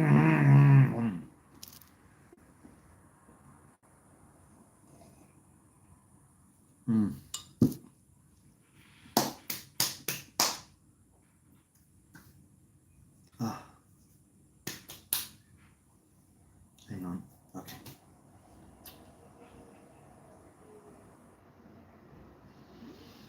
Let's continue scrolling down. Shadowhunter says, do they believe this bullshit in Israel? Or is it for foreigners? It's not bullshit. This is actually what happened. Show me from what I've said what is bullshit. Prove to me it's bullshit. Push back against me. Prove me wrong. I will stand corrected and give you thanks for making me less ignorant. So please, show me where I'm wrong. Show me where I'm being ignorant. I laid it down. I laid it out just now pretty simply. Did I not? Oh.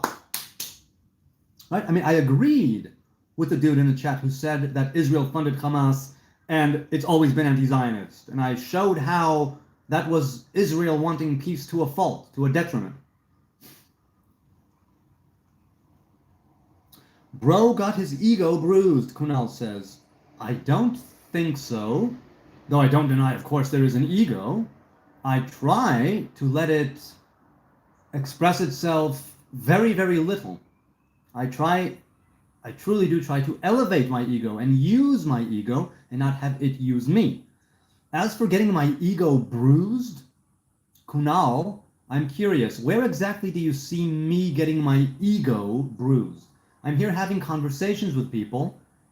I agreed with this person on certain ideas that he put forth, and I said that even so, see how this actually paints Israel and the government in an even more favorable light to some degree, even if it's to a fault. So, I don't know what you're talking about. Kunal, from the things you've said in this chat, you seem to have a complete misconception of who I am as a person. Now, I don't blame you for that, of course. It's not your fault. You're just a random dude on the internet, and so am I. But you're speaking these statements as if they are fact, when in fact, you don't know what you're talking about. But just for the sake of argument, let's say that bro, that's me, got his ego bruised. And this isn't a pissing contest. It's a conversation I'm having with people. You among them. Let's say that I had my ego bruised. You think I take things personally here when they're talking about Israel's government? You think I take things personally here when they're talking about the state of Israel, the IDF? Do you think I get my ego bruised when I'm talking to people about things that are outside of me, that I am a part of, but are outside of me? Where is it that you see the bruise on my ego? I would love to know. If you're so terrified that my words trigger you into rage, really, people, did I seem enraged? Kunal, again, you seem to be speaking in terms that are far removed from the actual situation. Okay. Then tell me who's projecting and that LOL wasn't meant for your family. You know a little thing called dark humor. Yes, I know dark humor. That wasn't humor. You saying, bro thinks he will be hunted if he says his last name, that's not humor. That's not dark humor or any kind of humor. So you putting LOL at the end of it, maybe that's just you putting LOL because of how old you are and that's the way you converse and that's the way you express yourself in writing. Okay, fine. So let's take the LOL out of the equation. I think that after receiving a death threat from somebody against me and my family, I'm allowed to be a little bit more cautious. And you're not the one to tell me whether or not it's justifiable or not, whether or not it's laughable or not, whether or not it's laughable. So, you have your opinion. I'm glad you're sharing it. I don't need to share your opinion. I don't need to have the same point of view that you do. And if you simply type lol at the end of things, I'm sorry, as a man of word and a writer, I think that words have meaning. So maybe it's just because I might be a little older than you. I've never typed lol in my life, nor have I said it up until these days when I'm speaking of it right now. I only actually type it if I truly did laugh out loud. In reality, then I would type lol at something my wife sent or whatever. Okay. Hey man, I was randomly watching, says Michael Mike, an older live, and you said a prayer blessing before you drink. What was it? It is Shehakol. The blessing is, blessed are you, Adonai, King of the universe, that everything was made by your speech. Or everything was made by his speech.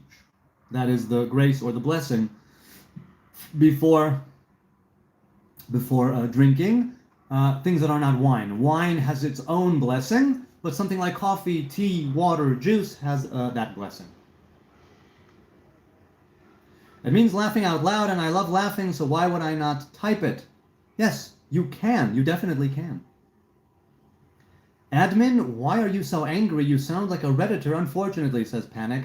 Huh? Is that me? Am I admin? I don't think I'm admin. Jim says to Soviet, "You do very well seeing in black and white. All those for ridding Palestine of imperialist terrorists are for stopping the same atrocities everywhere."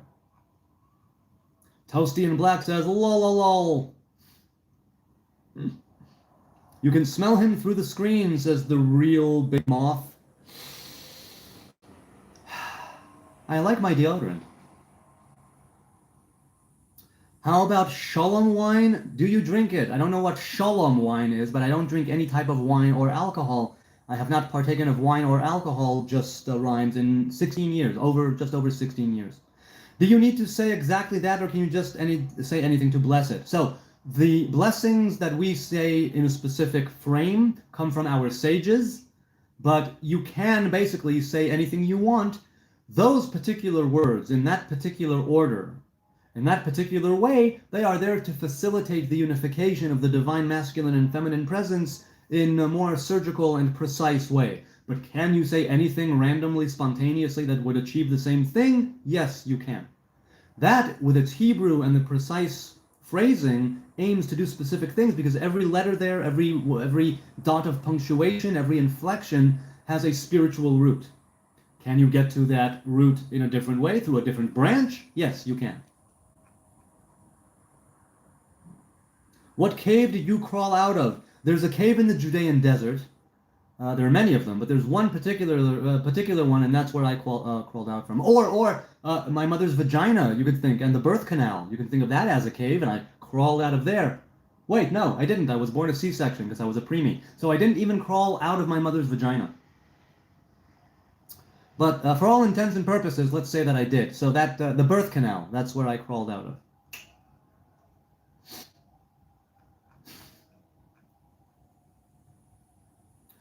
The real says, "Rotten as Baal, locks for his masters to hold onto while they ride it." Yeah, big moth, whatever you say. I'm sure that you think that I worship Baal. Sure thing, whatever you say. He's so much more educated and smart than the conformists' puppets here. No, I'm not educated or smart. Again, I'm standing on the shoulders of smart and educated giants. But I myself am not one. Am I sending mixed messages, says Toasty in Black. I don't know, are you? I actually don't know. You need Jesus Christ, says Zeldinched 5609. Repent of sin and follow Jesus, the real Messiah. Repenting of sin is good. Atoning is good. Returning is good. I don't need Jesus Christ, nor is he the real Messiah for the Hebrew man or woman. By all means, you can believe that he is your Savior, your Messiah, your King, your God, your Son of God, your Redeemer, your BFF, whatever it is. It's all good. I simply consider him to be a dead man, no more, no less. A righteous man, but a dead man, nonetheless. That's it. Jim says, the way you sit here with unlimited time... No, my time is limited, but okay. To respond, and the choice to ignore comments is the same power imbalance of US-backed Zionist settlers versus poor, unarmed Palestinian civilians. No, I don't necessarily ignore comments. There are 70 people here, and the comments section, the chat section sometimes goes very rapidly. I address every single comment, an actual comment that is addressed to me. In the chat, I see something, I address it here, and then I scroll down. Because I can't actually go line by line, I want to keep the dynamic quality of the chat in there. Though there were chat streams where I did actually go line by line. There were streams where I had continued subsequently from a previous live stream, reading line by line. So you're full of it. Second of all, it's the same as power imbalance of US backed Zionist settlers versus poor, unarmed Palestinian civilians. So first of all, I don't know about the US-backed Zionist settlers. You can do whatever you want with that. If there is indeed violence against poor, unarmed Palestinian civilians who've done nothing, I condemn those settlers, I condemn those actions, and I will stand right beside you and say, that is wrong, that is unethical, that is immoral, leave those poor, unarmed civilians alone. If it's a retaliatory thing, if they were provoked, if this is an ongoing battle, then I will say, against specific people, I mean, who did cause harm, first, I would say, okay, you reap what you sow. As for unlimited time, my time is limited. At some point, maybe if this ever becomes my day job somehow, then it will also be limited. I have other responsibilities and a wife and kids and a life. But I do love to do this in the mornings. Yes, I do. To respond and the choice to ignore comments. Yes, this is the internet. I don't ignore comments. I pass them by as I am answering and addressing other comments. That, by definition, means that there will be a certain percentage that I ignore. But if you were here, let's say, a year ago, when not that many people were here, you would see that I go by every single line of chat. By all means, go and check out previous live streams from, 7, 8, 9 months ago. You will see I go line by line by line. Or maybe a year ago, I don't recall precisely when this happened, that more people came, and so I wanted to keep the dynamic quality of the chat moving. The more people showed up, the more chat there were. The more chats there were, the more I wanted to keep it moving, right? But there were times when I was answering a question or addressing some sort of comment that was said a half hour ago, and people showing up in the chat were like, what is he talking about? Nobody asked that. And so, Jim Smithicus7415. You can choose to equate me to any US-backed Zionist settler bullshit you want. That's all well and good. You don't like it? Great! Swipe away! You seem to have pegged me as some sort of a power, you spoke of a power imbalance, right? You seem to say that you're conflating me and this situation, saying that there's a great power imbalance. There's me, high and mighty, and there's you lowly people in the chat. But no, I am lowly. I am the lowest of the low. I am an ignorant, simple dumbass in the Middle East. That is all I am. That is all I ever will be. You seem to have drawn very, very different and mistaken conclusions. But okay, whatever you say, Smith. Kunal says, you didn't care about those lives you took while in army, so you have no right to worry about your family. I'm sorry, Kunal, did you serve with me in the army? Likely no. And also, you would know that in the army I was a field medic, and I did not kill anybody, nor did I ever pull the trigger against anybody, only in the training grounds, and the training grounds and the what's it called, and the firing range. So you seem to know what's inside my mind. You seem to know that I did not care about lives I took. First of all, I didn't take any life. Second of all, listen, if you keep talking shit, then by all means, keep talking shit. All that will do is cause me to eventually ignore even the good things that you're saying, right? So you ask yourself, is what you want to completely cut off communication between us? Because if you keep making assumptions, if you keep accusing me of things, if you keep thinking that you know the inner workings of my mind and my soul and my being and my military service, all that will do is cause me to want to not talk with you anymore. And I won't ban you, I won't kick you out, I won't delete your comments or hide you from the channel. I want you to keep saying whatever you want to say. But I don't have to respond to it if I think that you will not stop talking shit, and your ego, and right now I'm talking about your ego, is so great that you believe that you know what's going on in my mind and my military service at the time. If you truly do think that I have no right to worry about my family because of something imaginary that you think I did in the army, it means that A, you are letting your imagination get the better of you. I would touch some grass, if you know what I mean, live in the real world for a while. You might understand that these are just projections of your own imaginations onto me, and you don't know me, and you did not serve with me in the army, at least to the best of my knowledge. So, yeah. Let's continue. The power imbalance, says Jim, between you choosing and picking whatever you want to fit your agenda. I'm not picking and choosing whatever I want to fit my agenda.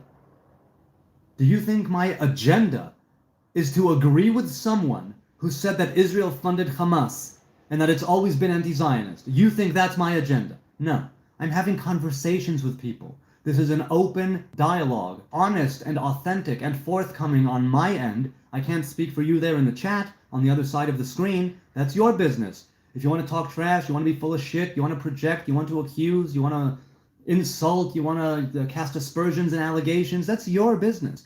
I, on my end, am being as truthful and honest and forthcoming as I can. If I know something, I'll say I think this, and if I don't know, I say I don't know. The chat unable to represent their thoughts in the same way with the same amount of time. Hey, Jim, the people who are here to engage in discussion or cast aspersions and allegations again, and that's all well and good, right? It's a win-win-win-win situation for me, for you, for the channel, for YouTube, for the advertisers. It's all good. I love the haters and the lovers, right? And I love the spammers and the Nazis and the trolls and the encouragers and the ones who are asking deep questions, the ones who are asking more surface level questions, the ones telling me to kill myself, the ones who are telling me that I'm a baby rapist, the ones who are telling me to shave, the ones who are telling me... It's like, okay, it's all good. It's all welcome here in the chat. It's a free-range chat. It's a free-range chat. But you saying there's a power imbalance because you're the only one on camera. Yes, that is the nature of a live stream where it's a single host. You could have that same power if you wish, scroll away, press that button, and go live from your own phone and tell the people, hey, that fucker Hebrew Nazarite that's on my stream, he's saying this and this and that. Let's all go and raid him and report him, and you can do whatever you want. It's the internet. So if you want to make a difference, instead of saying there's a power imbalance, and might I remind you, people are putting themselves here. I put myself out here voluntarily. People come here to the chat voluntarily.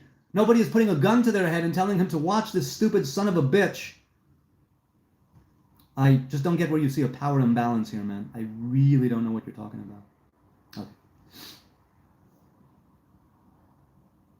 Big Bang never happened, says Lube. Yeah, it's a theory. It's the reigning theory right now, but no, it's not necessarily the way it went down. That's true.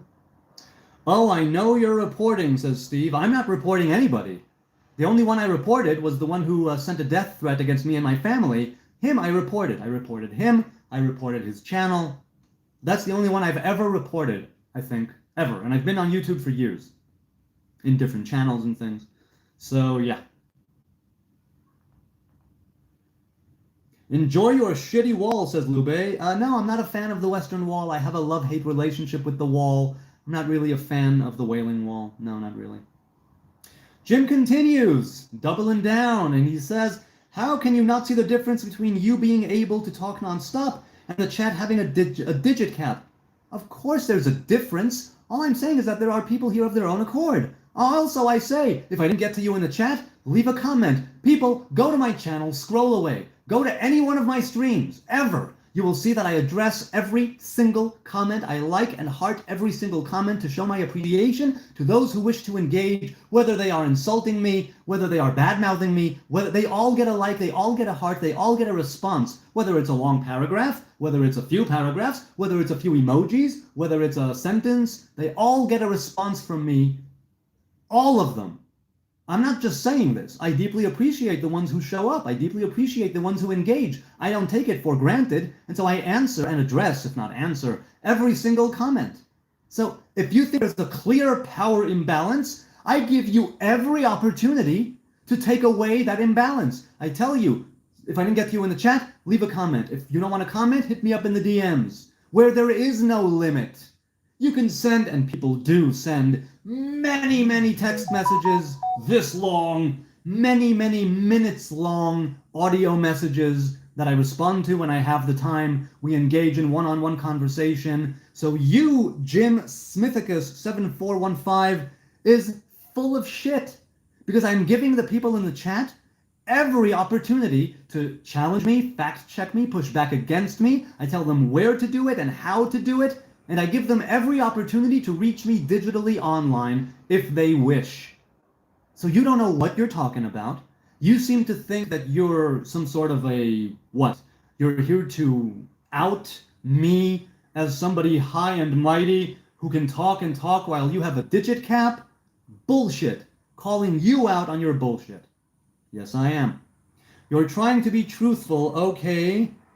It's clearly a power imbalance, not a debate. No, it's not a debate. I'm not a debater. I'm not here to one-up anybody. I'm not here to prove anybody wrong. I'm not here to win anybody's opinion or vote of confidence. I'm not here to sway anybody's judgment or alter anyone's views. I'm not here to do any of it. I'm here to have an open and honest and authentic discussion with people about faith, spirituality, religion, self-development, psychology, philosophy, farts of all kinds, coffee, tea, weed, whatever it is you want to talk about.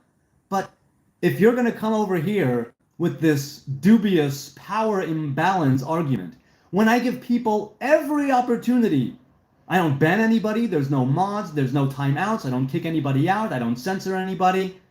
So you don't know what you're talking about.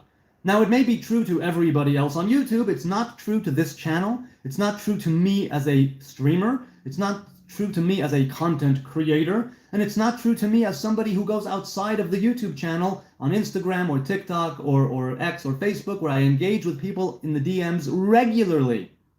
And the only ones where I say, okay, thanks, the arguments, the discussion is over, is when, and this has happened, they have been actual neo-Nazis who would not stop spamming the thread of conversation with neo-Nazi symbols, statements, facts, percentages, and adorations for Adolf Hitler.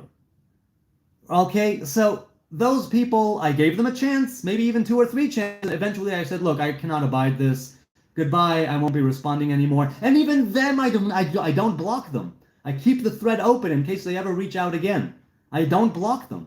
So, however you choose to look at it, you are being highly presumptuous, projecting, and full of shit. Now, I have some sympathy. I'm full of shit too, but I'm not doing what you're doing, which is claiming like these, no. Okay. T-Bird says, this is a real authentic human being. If my own kids watched him and started acting like him, I'd actually be relieved. I'm quite proud of my kids making a good choice. Thank you, T-Bird. I appreciate the vote of confidence. Yes, I do. Maybe you need a mod or two. Nope, no mods. No mods in this chat. No. The chat does not need moderation. The chat needs freedom. Freedom of expression, freedom of speech. Okay, debate me. I say gods are made up. I agree, gods are made up. There is no debate there. There's no debate there whatsoever. Are you practicing religion? I suppose some would say I am Panic007. I don't consider myself religious, though I'm sure that there are who would consider me religious. There you are. Your talking gestures remind me of him a little bit, says Unethical. Of who? Shiva Kailasha Shambho. No, I don't know him. I do not know him. No. I am not bad-mouthing you. Just feel that even if you try your very best to be fair and just, the biases from your identity as a Zionist will always win and mold all your thoughts and what you say. You know what? I never claimed otherwise. I've been indoctrinated into the modern Orthodox Hebrew faith as a religious person living in Jerusalem, living in Israel. Of course, my mind will be shaped by the place I live, the people who are governing me, the religion that I was born into. I never claimed otherwise. Why would I do that? That would be foolish and very, very naive of me to think that I'd be able to 100% extricate myself from everything that I was born into in that sense and grew up. That's why I never claimed that. What I claimed is that I form a synthesis, right? We have thesis, which is the Israeli, Zionist, government, religious, Orthodox, Jewish agenda, whatever, what I grew up into, right? And then we have the antithesis, which is, let's say, for all intents and purposes here, the secular thinking, the liberal, left-leaning, terrorist sympathizing, pro-Palestine, Israel are vile, here's what they did, opinion, and I form a synthesis. I don't take either one of them as for granted blindly. Yes, this, of course, is the ultimate absolute truth. I use my own eyes, my own ears, despite their shortcomings, despite their limitations and constraints. I use them in whatever way I can to try to discern what I would believe to be true, which is why I take things on a case-by-case basis. It's also why I don't consider myself political. I'm not on the left or the right or the center.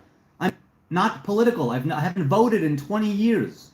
So again, you're making these assumptions and saying that there's a power imbalance, and that it's not bad-mouthing me, but it is totally indirectly bad-mouthing me and causing me to look as if I'm this high and mighty person who can talk however he wants and the verbal diarrhea runneth over, while you, poor innocent lambs, are limited in what you can do in the chat.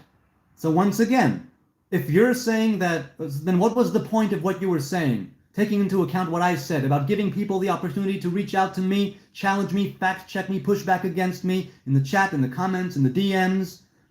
I'm not a debater, but I like conversation. So what is it that you're saying? What are you talking about? I'm honestly asking. All right. Only an idiot is not political in a political world. Yes, I agree, MERBST. I am an idiot. I am an idiot. Maybe I should be hella political. Maybe I should be part of a party. Maybe I should have voted every single time for the last 20 years when I had the chance. It was my democratic and civic duty, and I shirked it and neglected it. Maybe. Are you me? No. You may not be an idiot, and you may be extremely political. I am an idiot, and I am not political. There you go. Run Up Me said hi. Hi, Run Up Me M3. How you doing today? Where are you arriving from in this digital landscape? Pardon me.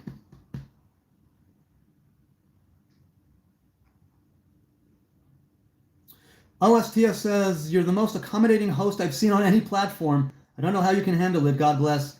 There's nothing to handle. As far as I'm concerned, until certain lines are crossed, and they are far away on the distant horizon, it's still in the bounds of conversation and discourse. Even if it's uncivil discourse, it's still discourse. And keeping the channels of communication open are the most important thing. That's the way I see it. Because we're not going to go to the future, the way we get there is together. Eventually, ultimately, together, as a unified human race. If that's what I'm shooting for in the far distance, if that's the star that's shining in the sky that I'm trying to follow, my North Pole, I would love to behave in such a way that would facilitate that in my own tiny little stupid existence, digital or material. And so, how I handle it, as far as I'm concerned, there's nothing to handle. There's just conversation, and sometimes it flows here, and sometimes it flows there. But as long as it remains in the bounds of discourse, discussion, conversation, civil, not civil, some people are more honest and some are disingenuous. So I enjoy it. You know what I mean? T-Bird says, I hope the shit they toss at you never breaks your spirit or changes your loving, forgiving nature and never messes up the generous, luxurious life. Thank you. I appreciate that. And the vote of confidence. I hope to merit all of the lovely things you're saying in fullness, T-Bird. Truly. The shit they toss at me, it's just hate. And the things that they say that actually need to be addressed other than hate, I'll be glad to address it. And I'm open to the grave and great possibility of me being wrong. I don't think I'm a know-it-all. I don't think I have any truth. I don't think I have any knowledge. I don't think I have any wisdom. I think I'm standing on the shoulders and on the traditions and carrying out different things that I was A, indoctrinated into, B, things that I was taught, C, things that I've experienced, all of which are highly idiosyncratic, highly subjective. I do have that very solipsistic part of me that's just me, myself, and I. And I'm here to have conversations with people with the they, themselves, and them.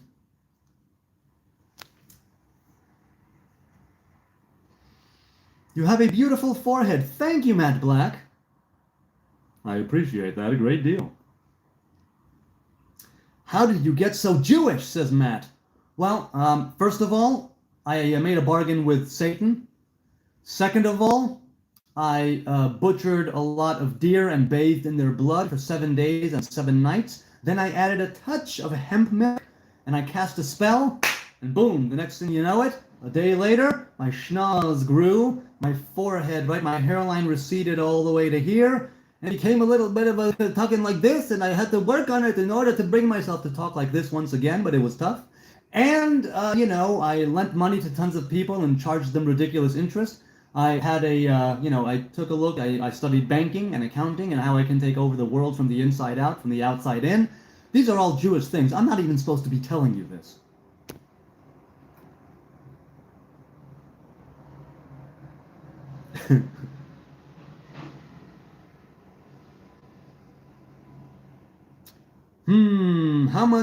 How much training does it take to become Israeli, says Panic. I I didn't know it takes training to become Israeli. You have enlightened me. You tell me. My head hurts, says American Muscle. Hey, don't stare at the screen. Get off the screen, have a drink of water, lie down, take care of your head. Do Tzu poems again. Do Tzu poems again. Ha! Hoo hey hi ho. How you doing, man? By Tzu poems, do you mean the Tao Te Ching, the Lao Tzu's book? Is that what you mean? Are you a reptilian shapeshifter? No, I am a reptilian shoplifter, not a shapeshifter. I know it's very, very, very easy to get those mixed up. I'm a reptilian shoplifter, not a reptilian shapeshifter. Okay, now that we have that under control, good, we got it. Sweet, sweet.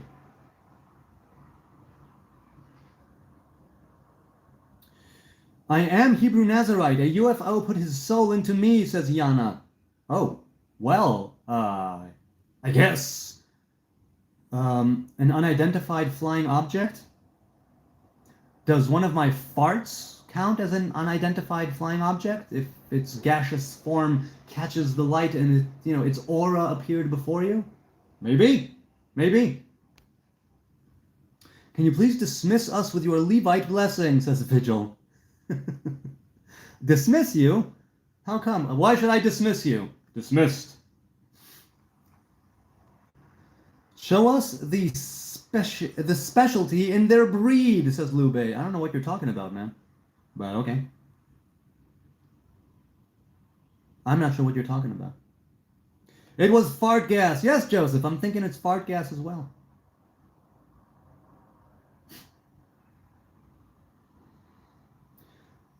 Kyle Odem shot a pastor 5 times when he thought to be a reptilian, says Unethical.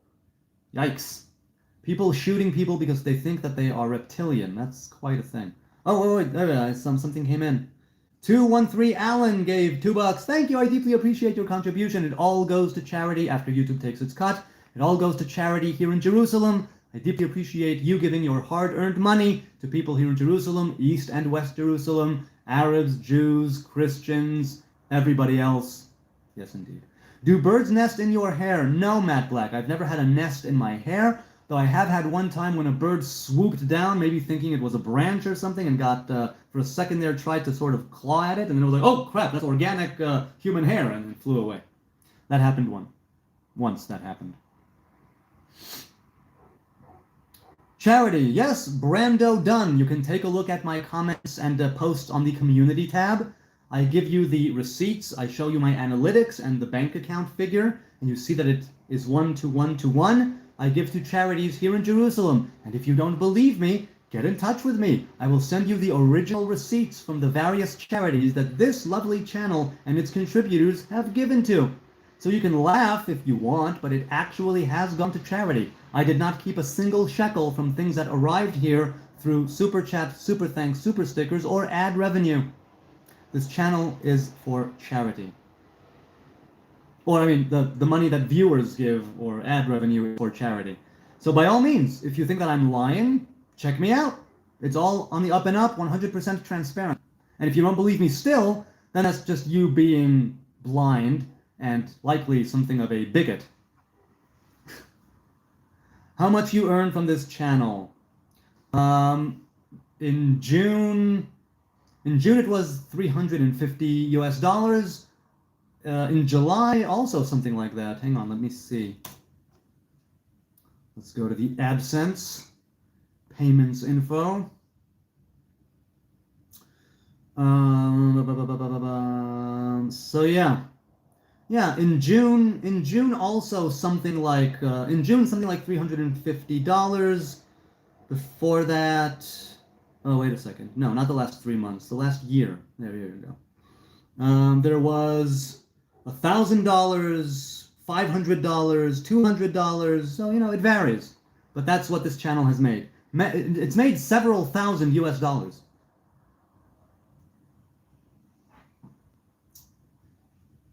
Pardon me.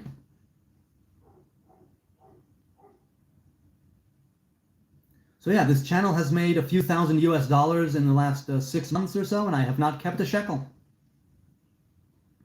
So yeah, I mean, you could choose not to believe me, but That's your business. Let's continue. Scrolling down, scrolling down. Do you consider Trump a Jew? I think unless he converted or born to a Jewish mother, he is halakhically technically not a Jew. So no, I don't consider him a Jew. David says the talk of the nation is the acts and its legislative and judicial authorities. So that's a quote? I don't know who you're quoting. I'm sorry, man. I'm ignorant. Try, dumb it down for me a little bit. How much did your last job pay a week? Let's see. US dollars. So it was $1,200 a week or so before taxes.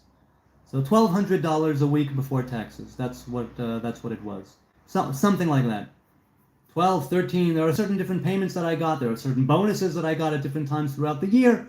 But that's precisely, that's not precisely, that's approximately what it was overall. Something like between 1,200 and 1,300 or 400. So between $1,200 and $1,400 a week.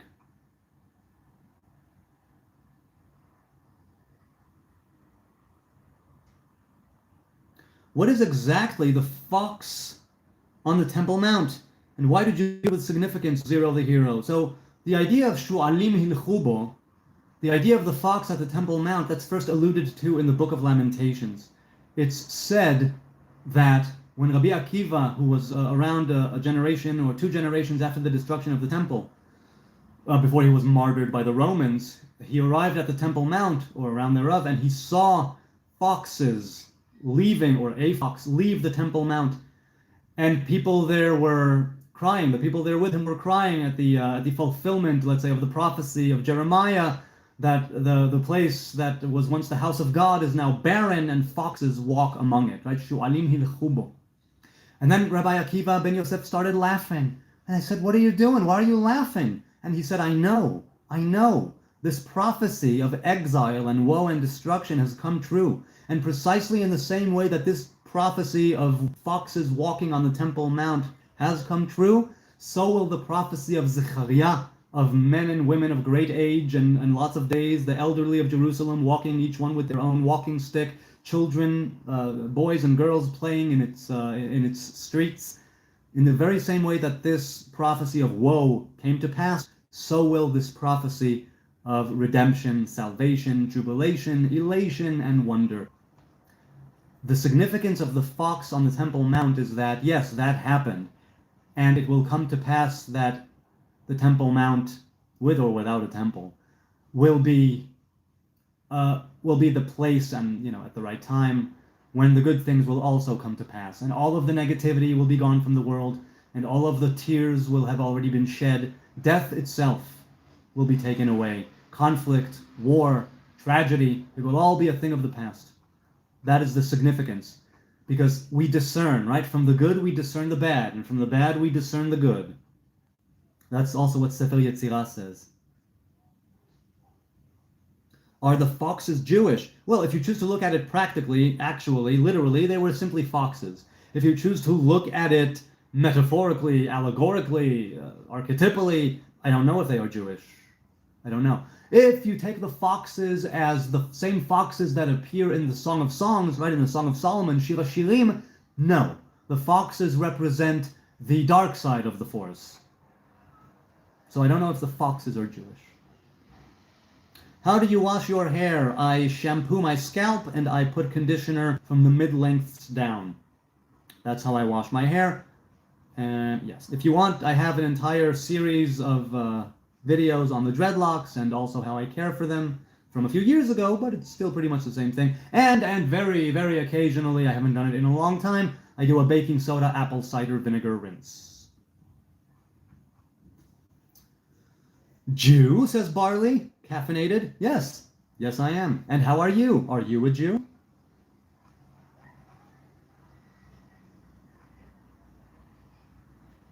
I'm done with my coffee. Where's my water? Here it is.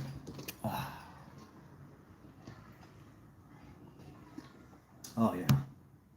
Okay. Let us continue. Aaron Govin said hi. Hello, Aaron Govin. How are you today? Madison Rose is here. American Muscle said the Antichrist is radical Islam and the far-left government. They are working together to destroy Jews and Christians and will fail, says American Muscle. Okay. Decimation says, let him who has wisdom. And that's all he said. Is that the ending of a quote? The beginning of a quote? Jim Smithicus says, who is the far-left government? Ha ha ha ha ha. Okay. Kunal says, bro, name all the sons of Jacob. I already did that a few live streams ago. You asked me to do it, and I did it, and I only forgot Naphtali.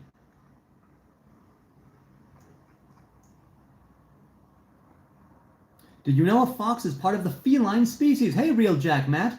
No, I didn't know it's part of the feline species. Very cool. Muy Grande says, if my mom converted to marry my Jewish father, does that make me Jewish? Yes, it does. Yes, it does. Wait, I'll get back. I got 20 bucks on my pockets. Let me hide them. Yeah, Barley, you better hide those 20 bucks. Better frickin' hide them. Do you listen to the Beastie Boys? I enjoy Beastie Boys. I liked Paul's Boutique very much. I liked Hello Nasty. I haven't listened to a lot of their other albums, but yes, I do like them. I'm not very versed in their content and their discography, but I know, look, I mean, things like Sabotage, along with the video, is great. Intergalactic, again, very, very cool. But yeah. How are you doing, Aaron? I'm doing just fine on this fine Jerusalem Thursday afternoon. How are you doing? Star Stuff says Hebrew mean a language, just it. No, Hebrew is also a state of mind. Hebrew also means the sons of Evel. That's what it means. Ivri. Hebrew means sons of Evel. Hebrew is backwards like all Middle East language. I don't know if all Middle East, but yes, it's from right to left and not from left to right.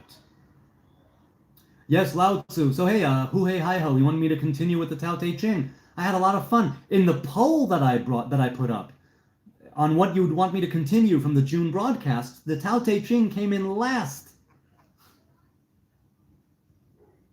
Jim, you know nothing about our politics, says American Muscle. This isn't World War II. You're living in the past. So do you also got money detection superpower, says Barley? No, alas, I have no such superpower. Sorry. Did dreadlocks cause you receding hairline? No, my hairline has always been this high. My dreadlocks have always been that high.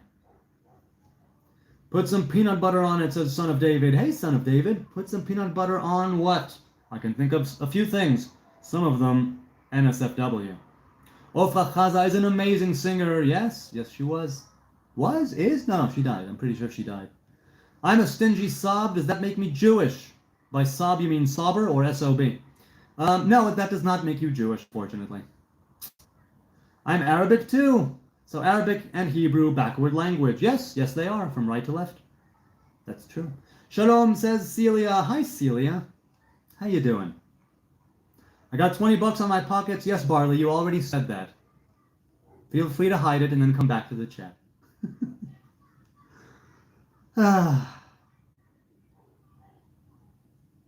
Don't you think the 10, says Alon, the 10 dawa or word commandments could be part of the solution? The solution to what? The 10 commandments were given to the people of Israel. Now, people have universalized them, and the Christians took some of it, right? And the Muslims took some of it because they base their deal on the Christian covenant and on the fact that Isa, Yeshua, Jesus was a prophet. And so it all goes back to the Hebrew faith. But the revelation at Sinai was for the people of Israel. So I don't quite know what you think when you say it could be the solution. It could be the solution in the sense that Israel needs to keep the Torah and the covenant and the commandments. And incidentally, it's not commandments in Hebrew. It's the words, the utterances, the sayings. Abraham was technically neither a Jew nor a Gentile. That is correct. Abraham was just a Hebrew, Avram HaIvri, before he was even Abraham. He came from a pagan family, traditionally from Mesopotamia, Ul-Kasdim. He left and he made the voyage to Canaan. That is it. That's what happened. Barley says, what religion do you think is the best discipline-wise? I don't know enough about the other religions to be able to tell you. Other people in the chat, what do you think is the best religion discipline-wise? I'm very, very curious. How are you, peaceful soul, says Celia. I'm doing very, very well. How are you? I thank you for the rose emoji. Bro, do you know who Ivor the Boneless is? No, I do not. I do not know that, Kunal. Who is he? Alon says, new heart or a renewal, spiritual heart. Well, yes, circumcising our heart and circumcising our stiff neck. That will be the great liberator of the Hebrew people, right? When we decide to finally cut the crap and go all in on the Torah and the commandments in the best possible way, in the most peaceful, loving, kind, and life-affirming way. Hopefully this will come to pass. I do not know. Decimation says people are still blaming people. Ephesians says we struggle not against flesh and blood, but against powers and principalities. He's a famous Viking, says Tenebris. Okay. People are still blaming people. Yes, that is the way of the world. People are blaming people are blaming God. Ephesians, that's one of the letters in the New Testament, right? The letter to the Ephesians. We struggle not against flesh and blood, but against powers and principalities. So this was brought down by Bob Marley and the Wailers, right? I and I no come to fight flesh and blood, but spiritual wickedness in high and low places. So while they fight you down, stand firm and give Jah thanks and praises. I and I no expect to be justified by the laws of men. It's true. It's true. See, there are some things where you can see that the New Testament has wisdom in it, not faith for me. For others, sure. No faith for me in the New Testament, but there is some wisdom there to be sure. Do you participate in a Nazarite chavurah? Does that exist? So I don't know of one, although I do know of a chavurah that used to exist. Some of its members were Nazarites. I was told of this chavurah not to join it. I was told of this chavurah by one of the members, Rabbi Harav Nazir Yoshua Friedman, here in the Old City, a member of the Temple Institute in the Kotel Yeshiva, who I met with and we spoke at length. And there was a chavurah of Kabbalists, and a few of them were Nazirim. And he told me the very interesting anecdote about the fact that this chavurah was attempting to do a certain something together, and the only ones who were not affected in a negative way were the few Nazarites who were within that group. Chavurah means group in Hebrew. So Joshua Adkins, it's a great question. I hope maybe someday there will be a Nazarite chavurah. I don't know. I would love, because there were never any Israeli or Hebrew monasteries. It was never a thing. It was always, because the vow of the Nazarite is such a personal vow. The vow of the Nazarite is so individual. There were never like schools of prophecy. There were never schools of Nazarites, right? Never groups roaming together and doing their thing. As far as I know, none are mentioned anyway. No roaming groups or monasteries of the Hebrew faith.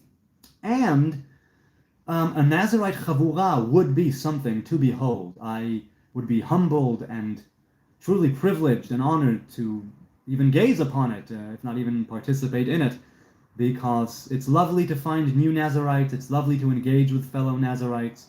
Does it exist? Maybe. But all I know of is the chavurah that existed here in Jerusalem of Kabbalists, and a few of them were Nazarites, and I met with 2 of them. So yeah. Let's continue. Scrolling down. Who is Melchizedek, says Alon. So Melchizedek is an interesting character. He only appears once in the book of Genesis, right? Melchizedek melech shalem, motzi lechem vayayin, v'hu kohen le'el elyon.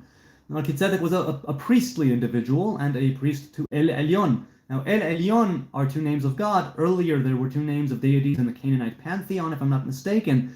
There was a tithe that was given, and it's unsure among the commentators whether it was Avram that gave Melchizedek, or Melchizedek gave to Avram. And the bread and the wine, what's the lechem veyayin, the idea of the bread and the wine that Melchizedek. So Melchizedek has been with Christians more than others, from what I've seen. There is this order of Melchizedek, the order of Melchizedek, right, which is supposed to be a very ancient and sacred priestly order that predates the Aaronic family, the family of Aharon, elder brother of Moses. Well, bigger brother, not elder. The elder is Miriam, right? Miriam, she was the big sister, the elder sister. Point is, who is Melchizedek? So Melech Shalem, some say that it was Shem, son of Noah. Some say that it was, no, it was just some dude there among the Canaanite folk who was the king of the city called Shalem, right? Later Yerushalayim. Yerushalem is Yerushalayim.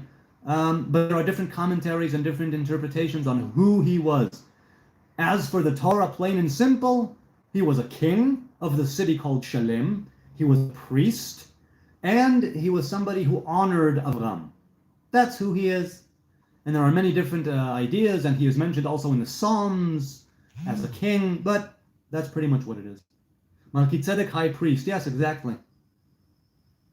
Do you believe in demons, says Matt Black? Yes, I do. I believe in the demonic elements, and I believe in the, let's say, kosher messenger elements, of the angelic elements, as you say. Vigil says, have you met a Nazarite before you became one? No, I have not, and I did not, and I have since met other Nazarites, but not before that, no. Yours truly, Todd. Good to see you again, man. He says, I like bread and wine, usually in the form of pizza and rum. I like the way you think. I mean, I don't partake of pizza or rum, but I do like the way you think. Are you retired or just unemployed, says Barley? So I'm unemployed as of 5 days ago, after serving my company, not my company, the company I worked for. Oh, I was their first hire. They were a startup here in Israel, and I was the one they hired first. I remember answering that ad, really, as if it was yesterday, going there and interviewing. It was the only job interview where I walked out of there thinking, damn, you know what? The way that I live my life and the way that I look might actually be a benefit when it comes to working here. And it was, and I was their first hire. And I got to watch the company grow. Our first 2 offices were actually our CFO's apartment. So it was really grassroots, and then there was an office, and then there was a larger office, and a larger office still. And so I'm not retired, and I've been unemployed for 5 days. But thank God, I have a lot of benefits and a lot of severance pay coming my way. By the grace of the Most High, I put aside a ton of money, thank God, so I have time to look for my next step in the ladder of my career with a chill, relaxed, calm vibe, no pressure, no stress. I have time to look, send out resumes calmly, gently, wonderfully, discerning. There have been times when I was unemployed and really stressed. There have been times when I didn't find a job and every job interview was so stressful. Will they call me back? Will they not? Oh my God, I'm a back, But now, I thank God every single day. I have such a wonderful career as a writer. So many people want to get paid to write. And I've been given the privilege of doing that for over 11 years. I made a true career out of it, not just a day job, but a real career, advancing and climbing the corporate ladder in the company. I'm so very grateful, truly. And now I have the time to go after something I want that is different. Maybe in the same field, maybe something adjacent. I don't know what life will throw at me. I don't know what the Most High will present before me. But I do know that I am ready and willing and able and am in a great position.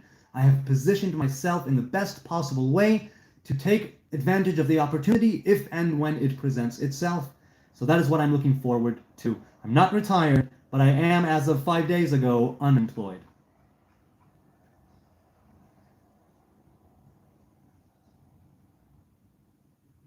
Raymond says, Ramon, you don't need to cut your hair, you need to wash it. I do wash it regularly.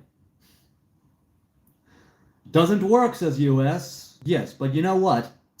After working a full-time job for over 11 years and being let go because the company was bought by a different group who let go of a bunch of people in the office, it's not exactly doesn't work.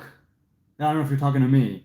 But yes, right now, for the last 5 days, I was let go in the middle of July. They paid me for the rest of July. They gave me 2 weeks paid vacation. And I was, doing my thing. And now, as of 5 days ago, I'm actually unemployed. Do you practice Mesirat Nefesh? And what does Mesirat Nefesh mean to you? Well, Mesirat Nefesh literally means giving away your life force. And that is Mesirut Nefesh is a dual thing. It can be actually being martyred and killed for your belief or your faith, the Torah, the commandments. Mesirat Nefesh can also be giving your life towards something.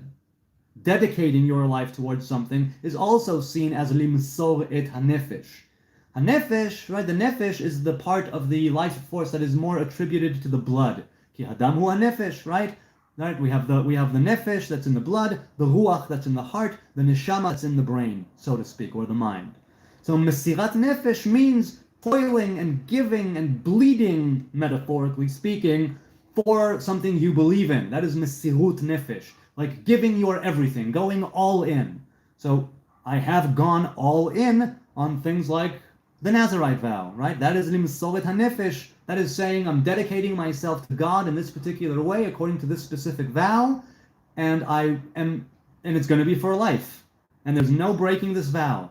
And I will be going to my grave, God willing, still under the Nazarite vow. And at the time when I will literally be limsoret hanefesh and give away my soul or life force or animating force, spirit, then I will still be a Nazarite then. So do I practice it in certain ways? What does it mean? I think I made it pretty clear what it means metaphorically, conceptually, and practically. Did you watch the TV show Jews Are Coming, HaYehudim Ba'im? No, but I've been told to watch it. I've been told it's excellent and highly quotable, and that I will enjoy it very much, but I have never watched it. No. Not really. Not really. So can you write a fantasy story like Vikings or Game of Thrones? Look, I've written fiction, and I've written other things, and I've written poetry. I've performed poetry on stage and on the radio. But could I write a fantasy story? Likely. Sure. I'm a creative writer. It's what I do. I could likely do it. Will it be good? Probably not the first draft. But can I do it? Yes, I could. All right. I think I'm going to say goodbye soon. Star Stuff says, my bro, do you think the peace between Syria and Israel close or war? I hope peace. I'm always for peace. I'm always for peace. Not at all costs, but yes, I'm always for peace. Do I think the peace between Syria and Israel is close? Yes, it is. Yes, it is. Naively, stupidly, I think so, yes. He needs mods, says Tail, to stop all the nonsense spammers. Nope, no mods. It's a free-range chat. Take it or leave it. Take it or leave it. When the tabernacle, or Joseph says, when the tabernacle or temple opens, will you still have to bring offerings? No, the Samson vow has no offerings for two reasons. First, it's not for a set period of time, hence no offerings to bring at the end. It's until you're dead, and afterwards. Second of all, there is no defilement of death, which is where you would have to bring offerings in the other types of Nazariteship, where the defilement of death is a thing. So because there are no offerings, since it is unending, and because there are no offerings, because there is no defilement of death prohibition, the Samson vow has no offerings. You do not end it. It's for life. You go to your grave. You go down to the ground, into the earth, still a Nazarite. Just like he was.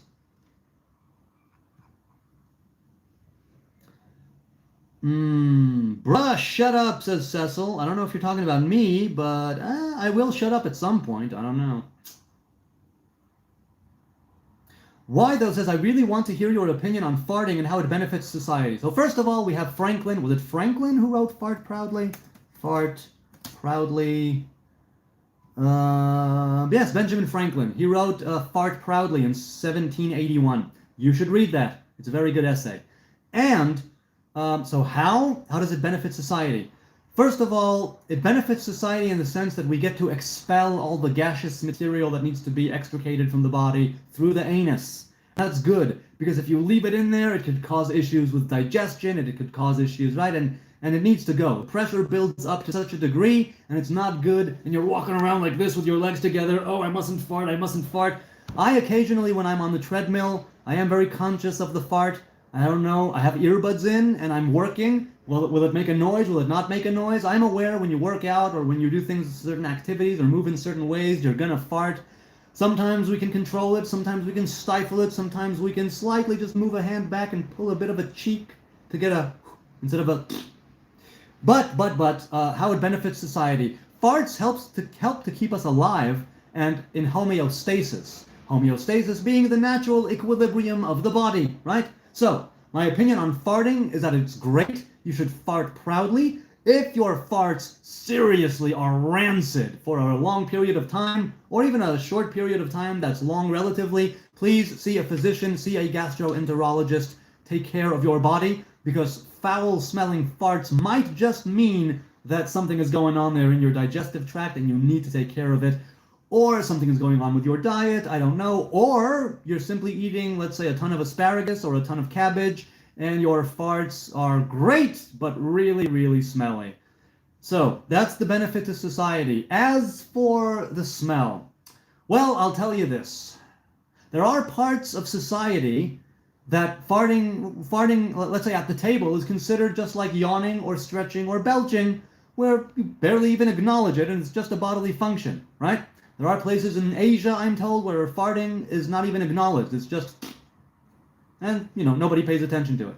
And then there are societies and civilizations where you would be mortified if you farted at the dinner table. I don't know what to tell you. I have a fart fetish, says Matt Black. I don't. I don't shame anybody's kink or fetish. Whoa, someone hit the brakes. I don't shame anybody's kink or fetish as long as it's consensual and does not physically harm somebody in the sense that it's that it crosses a line, right? What do we say? Safe, sane, consensual, right?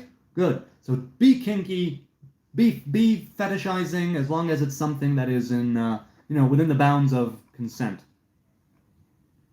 Wash that rat's nest, says Quick. Okay. Sure, I just might. Nobody's ever said that to me before. It's a good thing you're here, Quick Z77. Could you help me understand how Gilgul Neshamot relates to Tikkun, says Derek.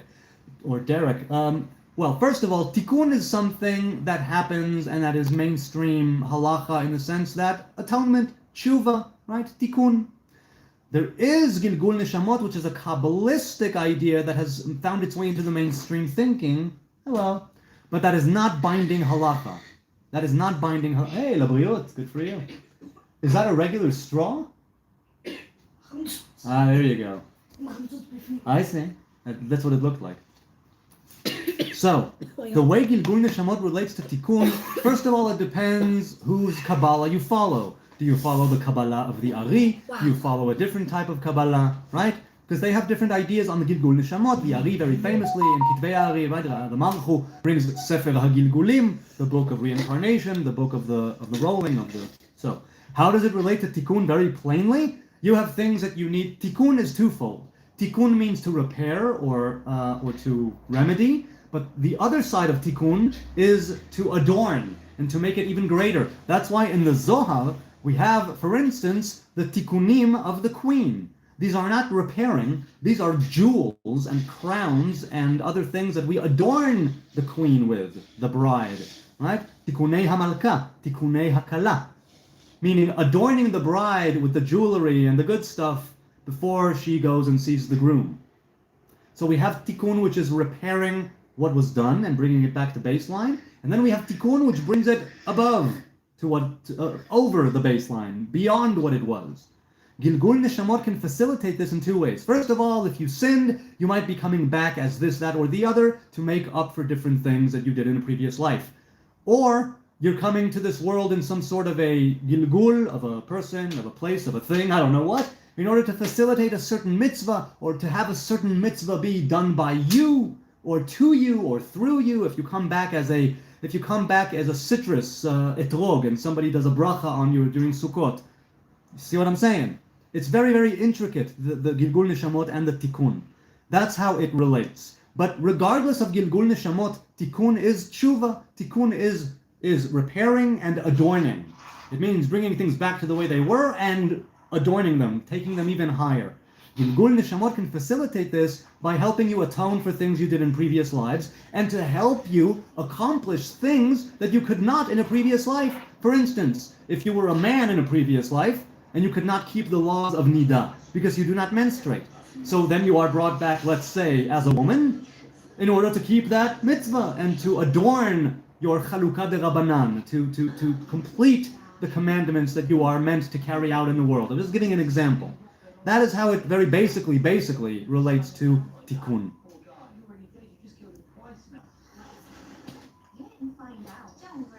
Could you lower it a bit? Thank you. Okay. Derek says, thank you, my friend. Thank you. Now, look, take everything I say with a grain of salt. Do your own research. That was very, very, very basic probably lacking in some things, but that is my understanding of Gilgul and Tikkun.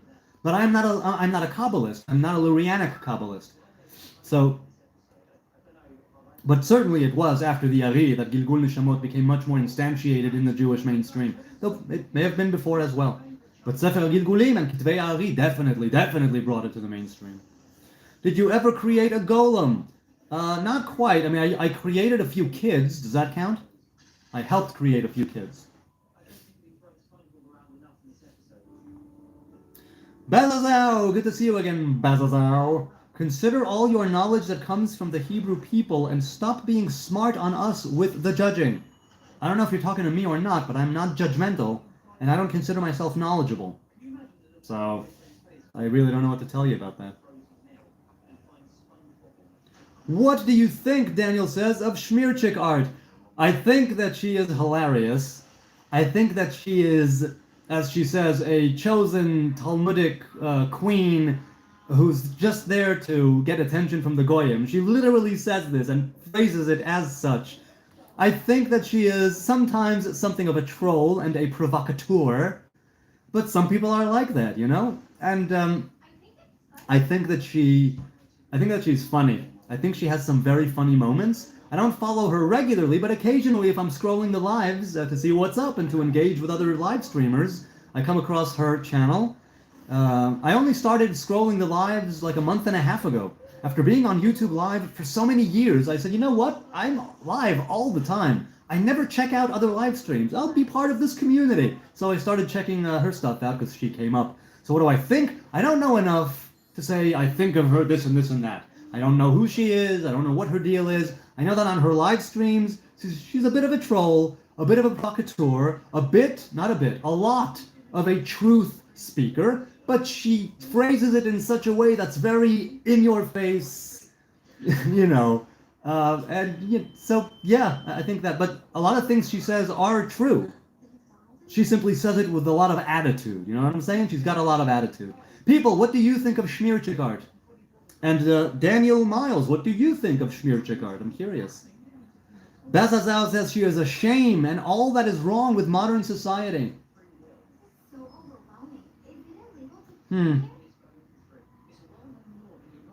How much LSD have you done, Chrome Heart said? I have done LSD 5 or 6 times in my life. That seems about right. Yeah, 5 or 6 times. My first time was when I was 25, so 18 years ago, and I've done it 5 or 6 times since. I think something like that. I've always had very wonderful trips. Set and setting, test your drugs, harm reduction, integrate the experience, respect the substance, respect your mind, respect your body. Yes. She is uneducated woman. Well, I'm an uneducated man. So I'm cool with that. You can say that she's uneducated, that's fine. As for how much quantity-wise, Chrome Hearts SRT, I don't know. I don't know how much I've done quantity-wise. Always enough to have a really great trip. Really great trip. Stop talking bullshit and make me a hamburger, meat, tomato, lettuce, fries, get a move on. Right, sure thing. Here's the thing. I have no meat. I have no buns, other than the ones I'm sitting on. I have lettuce. I don't know if it's any good. I do have tomato, and I can make you fries. They won't be that great. I do have like an air fryer thing, but it will take like 25, 30 minutes, and that's after I cut them. So I'm thinking no, but thanks. And I'm afraid you'll have to get your burger somewhere else. Bazazao says, you are much more educated than her, trust me. If you say so, I don't know her enough. I know that I also consider myself highly uneducated and unlearned and a very uncouth individual. Let's put it that way. You know, I'm just a simple dumbass in the Middle East.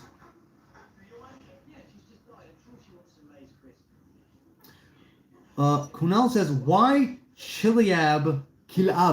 Why Kilab disappear from narrative?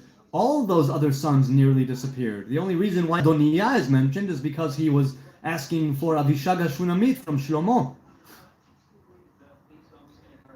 Ken? Yes, I'm still live, woman, but I'm going to say goodbye soon. It's been almost 3.5 hours. Hold on a second. Did she text me? Hold on. Yes, still live.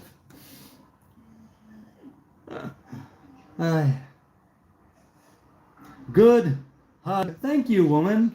Hug back.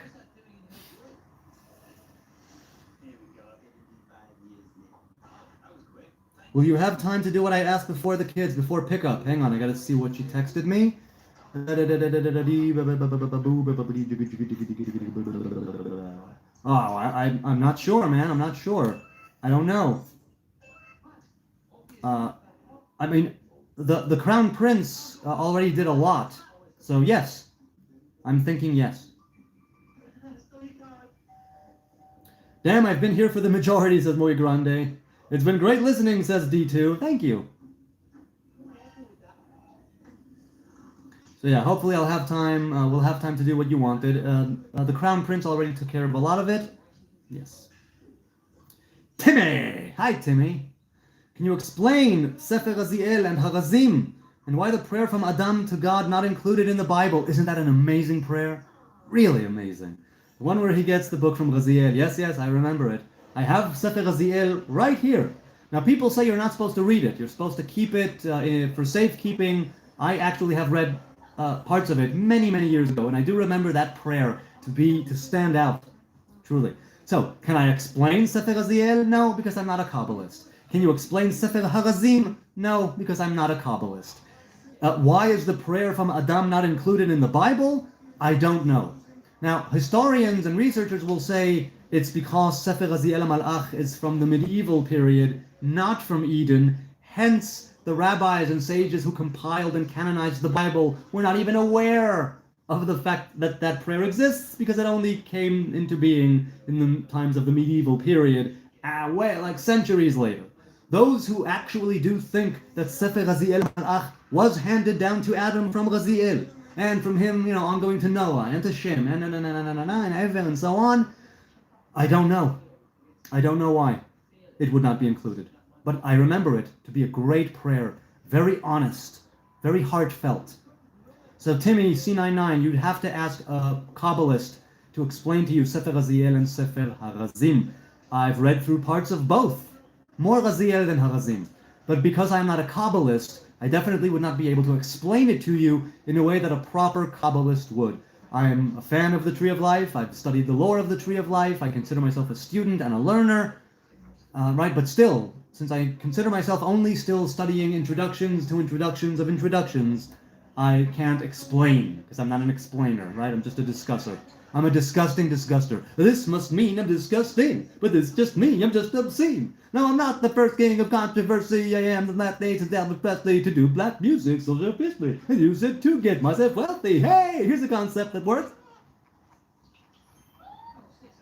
Na na na na na na na na na na na na na. What is the Tree of Life? The Tree of Life is the 10 Sfirot, the 10 emanations through which God is revealed in the world. The Tree of Life is also the tree of the fruit of the Tree of Life, where we will partake of in Eden. That is the Tree of Life. What does the Torah and Talmud say about extraterrestrials outside our world? I don't know a Talmud to tell you if it at all relates to extraterrestrials. I do know that it says that the Holy One, blessed be He, Boneh Olamot Umachrivan. He is the maker and destroyer of worlds.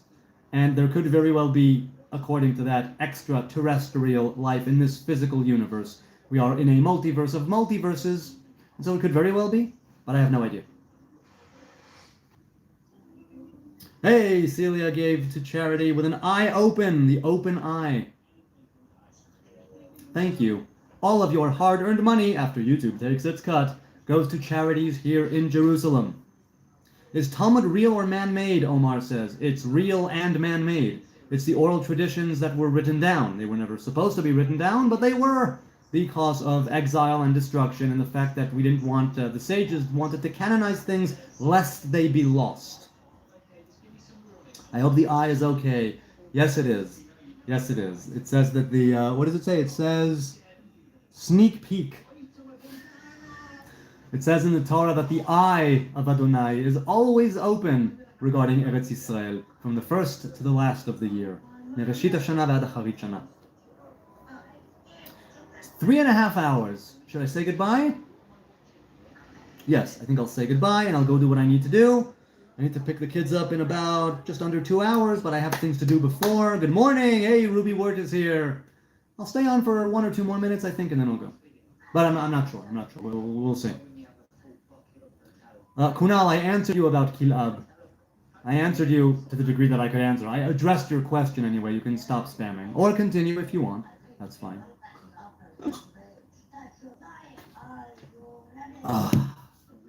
What time is it? It's 5 minutes to 2 p.m. Almost 2 p.m. here in Zion. Timmy says, do you believe the Tree of Life is similar to the Nordic beliefs of, that name I can't pronounce, and that we people live in a different cycle than before? So I don't know enough about the Nordic mythology or pantheon to give you a proper addressing of the question. But I know that this cycle of 7,000, right? 6,000 of knowledge of good and evil, 1,000 of the Tree of Life, 6 days of creation, the Edenic Sabbath, which we have not yet, that has not yet come to pass. That, they say, is a 7,000-year cycle that is in itself part of 7 cycles of 7,000. Meaning that there is, just like there is the 7 years of Shemitah, of the Sabbath of the land, the Shabbos of the land, and then 7 times 7, and then culminating in a 50th year of a Jubilee, we are now in a 7 times 7 and a 50th Jubilee of creation as a cyclic thing. People say we are now in the second cycle of 7,000 out of 7.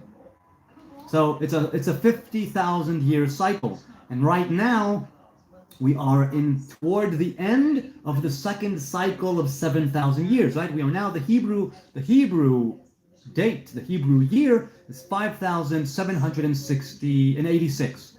5,786. And we will see whenever the Edenic Sabbath comes in, we will then transfer into that way of being. But that's still, some Kabbalists say, is only 2 out of 7. Which is also why this cycle corresponds to Gvura, to the name Elohim, and to Midat Hadin, which is why Bereshit and the first account of creation is in the name Elohim, and not the name Adonai. Surf Monk says, what, a wizard? No, I am a wizard's apprentice. I am not a wizard yet. May God grant us patience. I agree, someone who's tired. May God grant us patience. May it be so.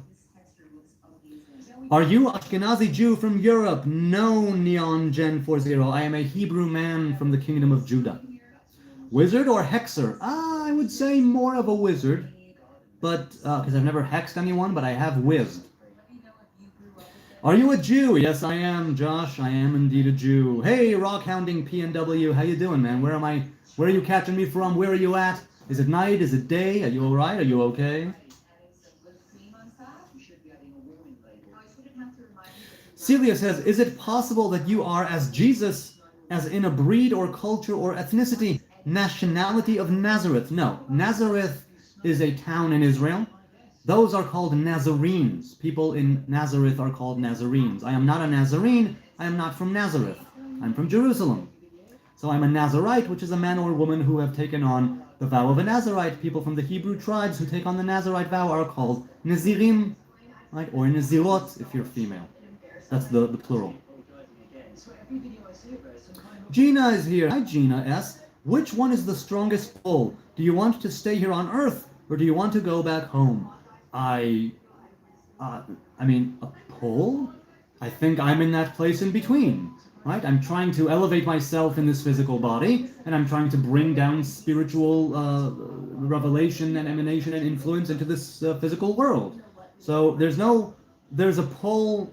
I'm made up of 4 elements, right? And so we have the element of wind and of spirit that is sort of pushing for elevation, and we have the element of earth that is gravity pushing us down. So both of them exist at the same time. What is it that you are pursuing? Which element would you say you are following, right? Let's put it that way. Where were you born? In Israel, Joshua Engel, in Israel. That's where I was born. Washington State. Awesome. Sadly, says Barry, in England, Jews get attacked on a daily basis by Muslims, but police don't do anything about it. So I've heard, and that it's a big, big problem. Are you Orthodox Jewish? I grew up modern Orthodox in Jerusalem, Joshua, but I no longer consider myself proper Orthodox. I no longer keep strict halacha. In some things I am strict, and in some things I'm not. I forgot my bottle. That happens. Next time, put a reminder on your phone. Or tell me to put a reminder on my phone, and you won't forget the bottle. I think it's frozen shut. Oh, it's not. There you go. All right. So, I don't consider myself Orthodox, but I definitely... Orthodoxy is my home. Orthodoxy is my root. Orthodoxy is the place to be. Tell us why you believe that God Jesus is burning in poop, Apple Tree says. I don't believe Jesus is God, nor do I believe that Jesus is burning in poop. So that's you just making a whole bunch of presumptions about me, two pretty major ones. So I don't believe that, I don't believe anything of, I don't believe it. So there you go. That is a big fat lie about London, says Apple Tree. Maybe. I don't know. Who is a representation of Jewish rabbis of first century? Well, what do you mean? The Tanaim, the people who later are in the Mishnah, right? That means Rabbi Shimon Bar Yochai, that means Rabbi Yehuda, that means Rabbi Meir Baal Hanes, that means Rabbi Chutzpit HaMeturgeman, that means... No, Rabbi Chutzpit was later. I don't think he was first century. A couple of them that I said just now, I think are first century, Christian century, but those are representations, yes. You keep Shabbos? Yes, I do. It's one of my favorite covenants. The Queen Shabbat is my compatriot and my close, intimate partner. Yes, I do keep Shabbat. I love Shabbat. I think it's a wonder and a miracle to be able, and a privilege and an honor and a sacred duty to keep the Sabbath. Thank you for wisdom, says Timmy, from a Christian believer. Again, it's not my wisdom. I'm standing on the shoulders of giants. I myself have no wisdom, no knowledge. I'm just a simple dumbass in the Middle East. Could you maybe give me some ideas for some books to read in the future? It depends. What are your inclinations? What is it that calls before you? Are you interested in halacha? Are you interested in midrash? Are you interested in oral Torah, written Torah, Kabbalah? Are you interested in what type of Kabbalah? Are you interested in Luriana Kabbalah, the Ramak, the Ramban? Are you interested in first and second temple era Kabbalah? It's like there's just a ton, a lot. Kashrut? Yes, I'm vegan, and that is the most kosher. And we keep a vegan vegetarian house, so there are barely any issues with kashrut. Joshua says, so what don't you believe in? I mean, I believe. It's simply that I take things on a case-by-case basis, and I'm not a machmir, right? On some things I am, and on some things I'm not. That's all. And I don't have a shul that I go to. I'm a fan of hitbodedut. That's my spontaneous go-to prayer, and it has been for years. I don't have a community that I'm a part of. I have no anash, if you will. I have no rabbi that I follow. So in that sense, I'm not a strict Orthodox Heb, but I am indeed a Hebrew man.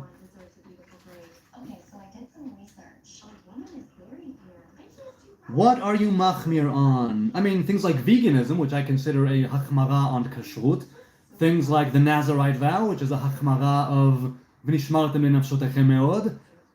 Things like, what else do I want? The money was machmir. I'm a man, I try to be a man of midot. B'zeh ani machmir, right? Avodat hamidot. On avodat hamidot, I am a machmir. I try to be. Who's to say, right? Ein hanachtom me'id al isatom. A baker does not attest to its own dough, to his own dough. But I would say that I'm sort of machmir on that. So a few things, but a few fundamental things for me. That's what I would say. Vegans, LOL. Yeah, I know, Corinne Kelly. I know. How can you tell someone is vegan? Don't worry, they'll tell you.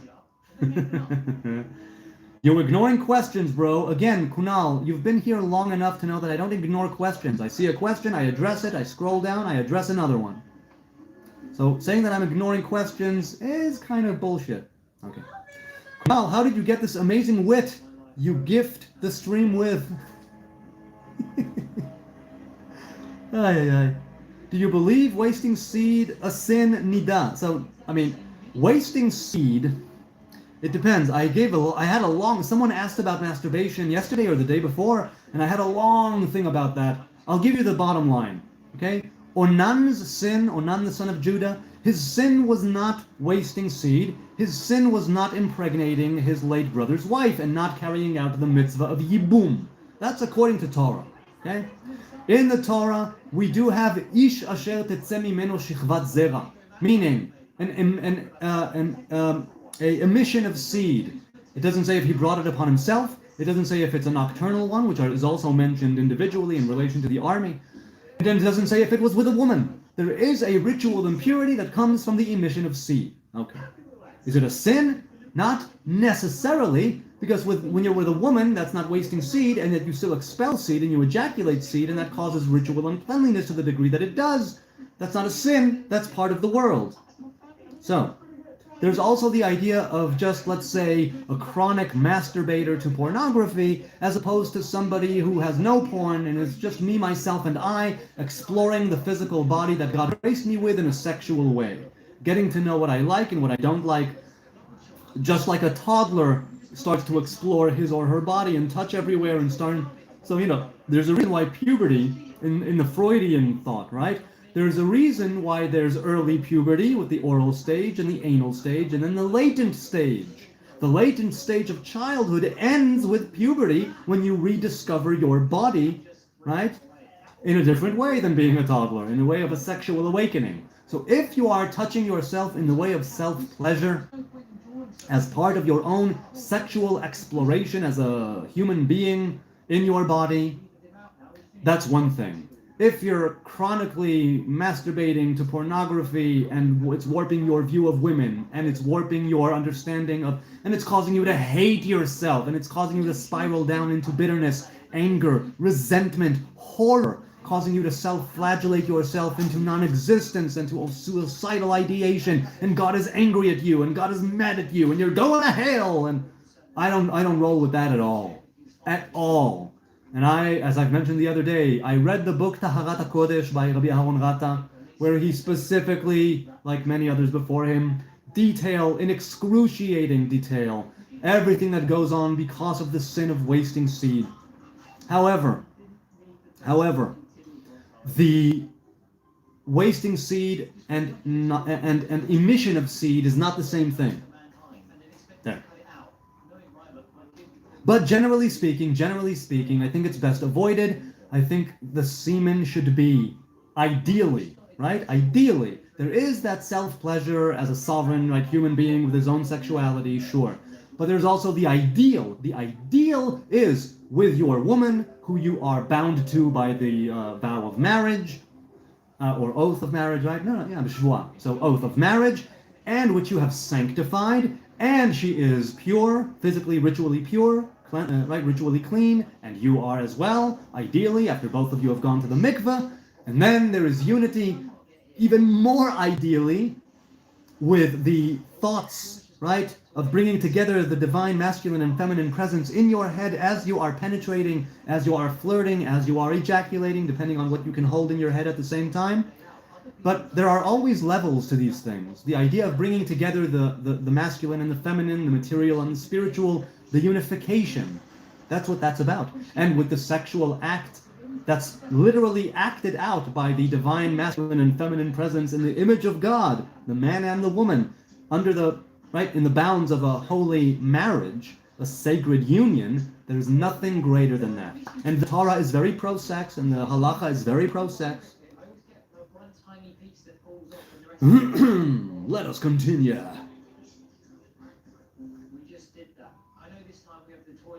Walk in spirit, not in the lust of the body. So yeah, someone brought up lustfulness, and that's how we got into that whole thing the other day. So there is place for lust, but maybe later on you'd want to get rid of it altogether. But certainly there is a place for lusting, let's say, after your woman, when you are in front of her and when you're about to copulate. There is certainly an element of lust there that facilitates the sexual drives and gives it to you in earnest. And that is also why, who was it? I'll give you the exact quote.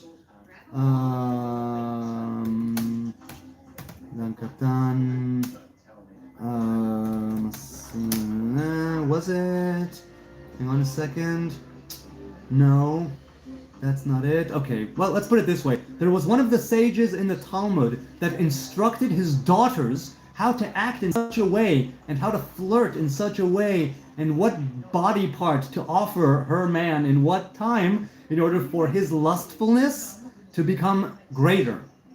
Because there is something about lust that can be channeled in a positive way. It's all a question of giving things their proper time and their proper place. That is halacha. That is walking a path where nearly everything is permissible if you give it the proper time and the proper place and channel the divine energy in an adequate, right, and beneficial and welcomed and desired way. So there you go. That's what I have to say about lust.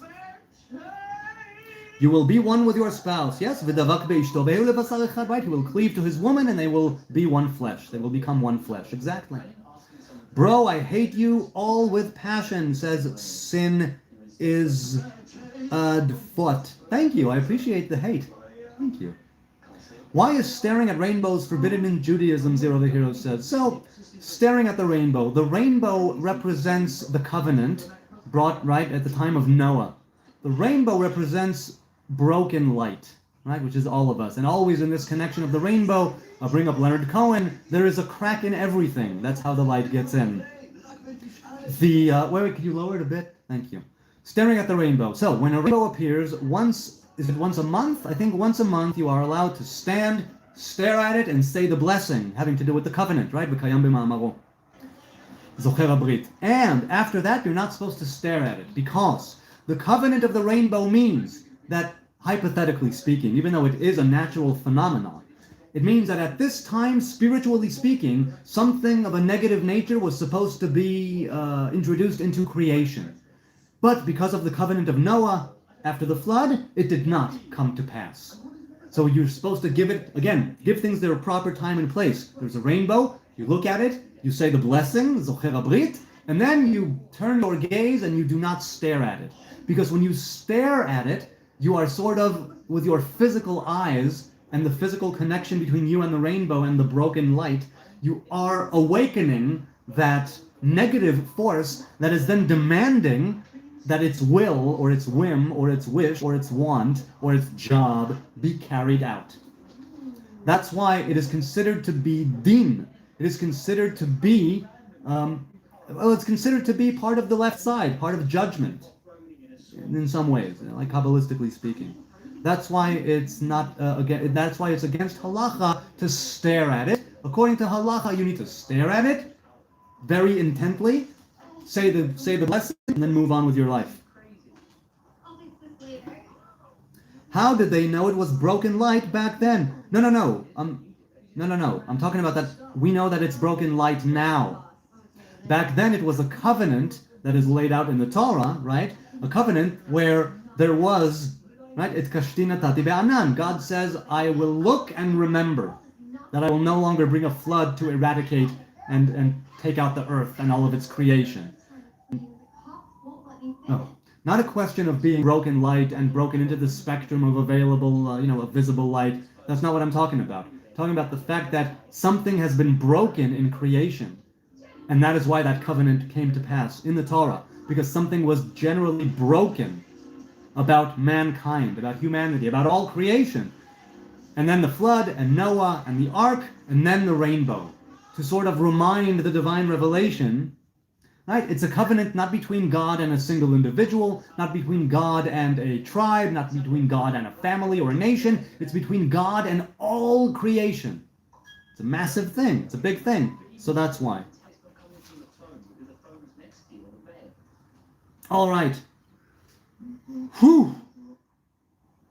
On that lovely note of the rainbow and the broken light, I will say thank you for being here. I've been on for almost 4 hours. The haters, it glitched. The chat glitched. I'm live. Okay. Thank you for your time and your kind and gentle attention. I deeply appreciate your participation, your engagement, your wonderments, your questions, your comments, your insults, your vitriol, your hate.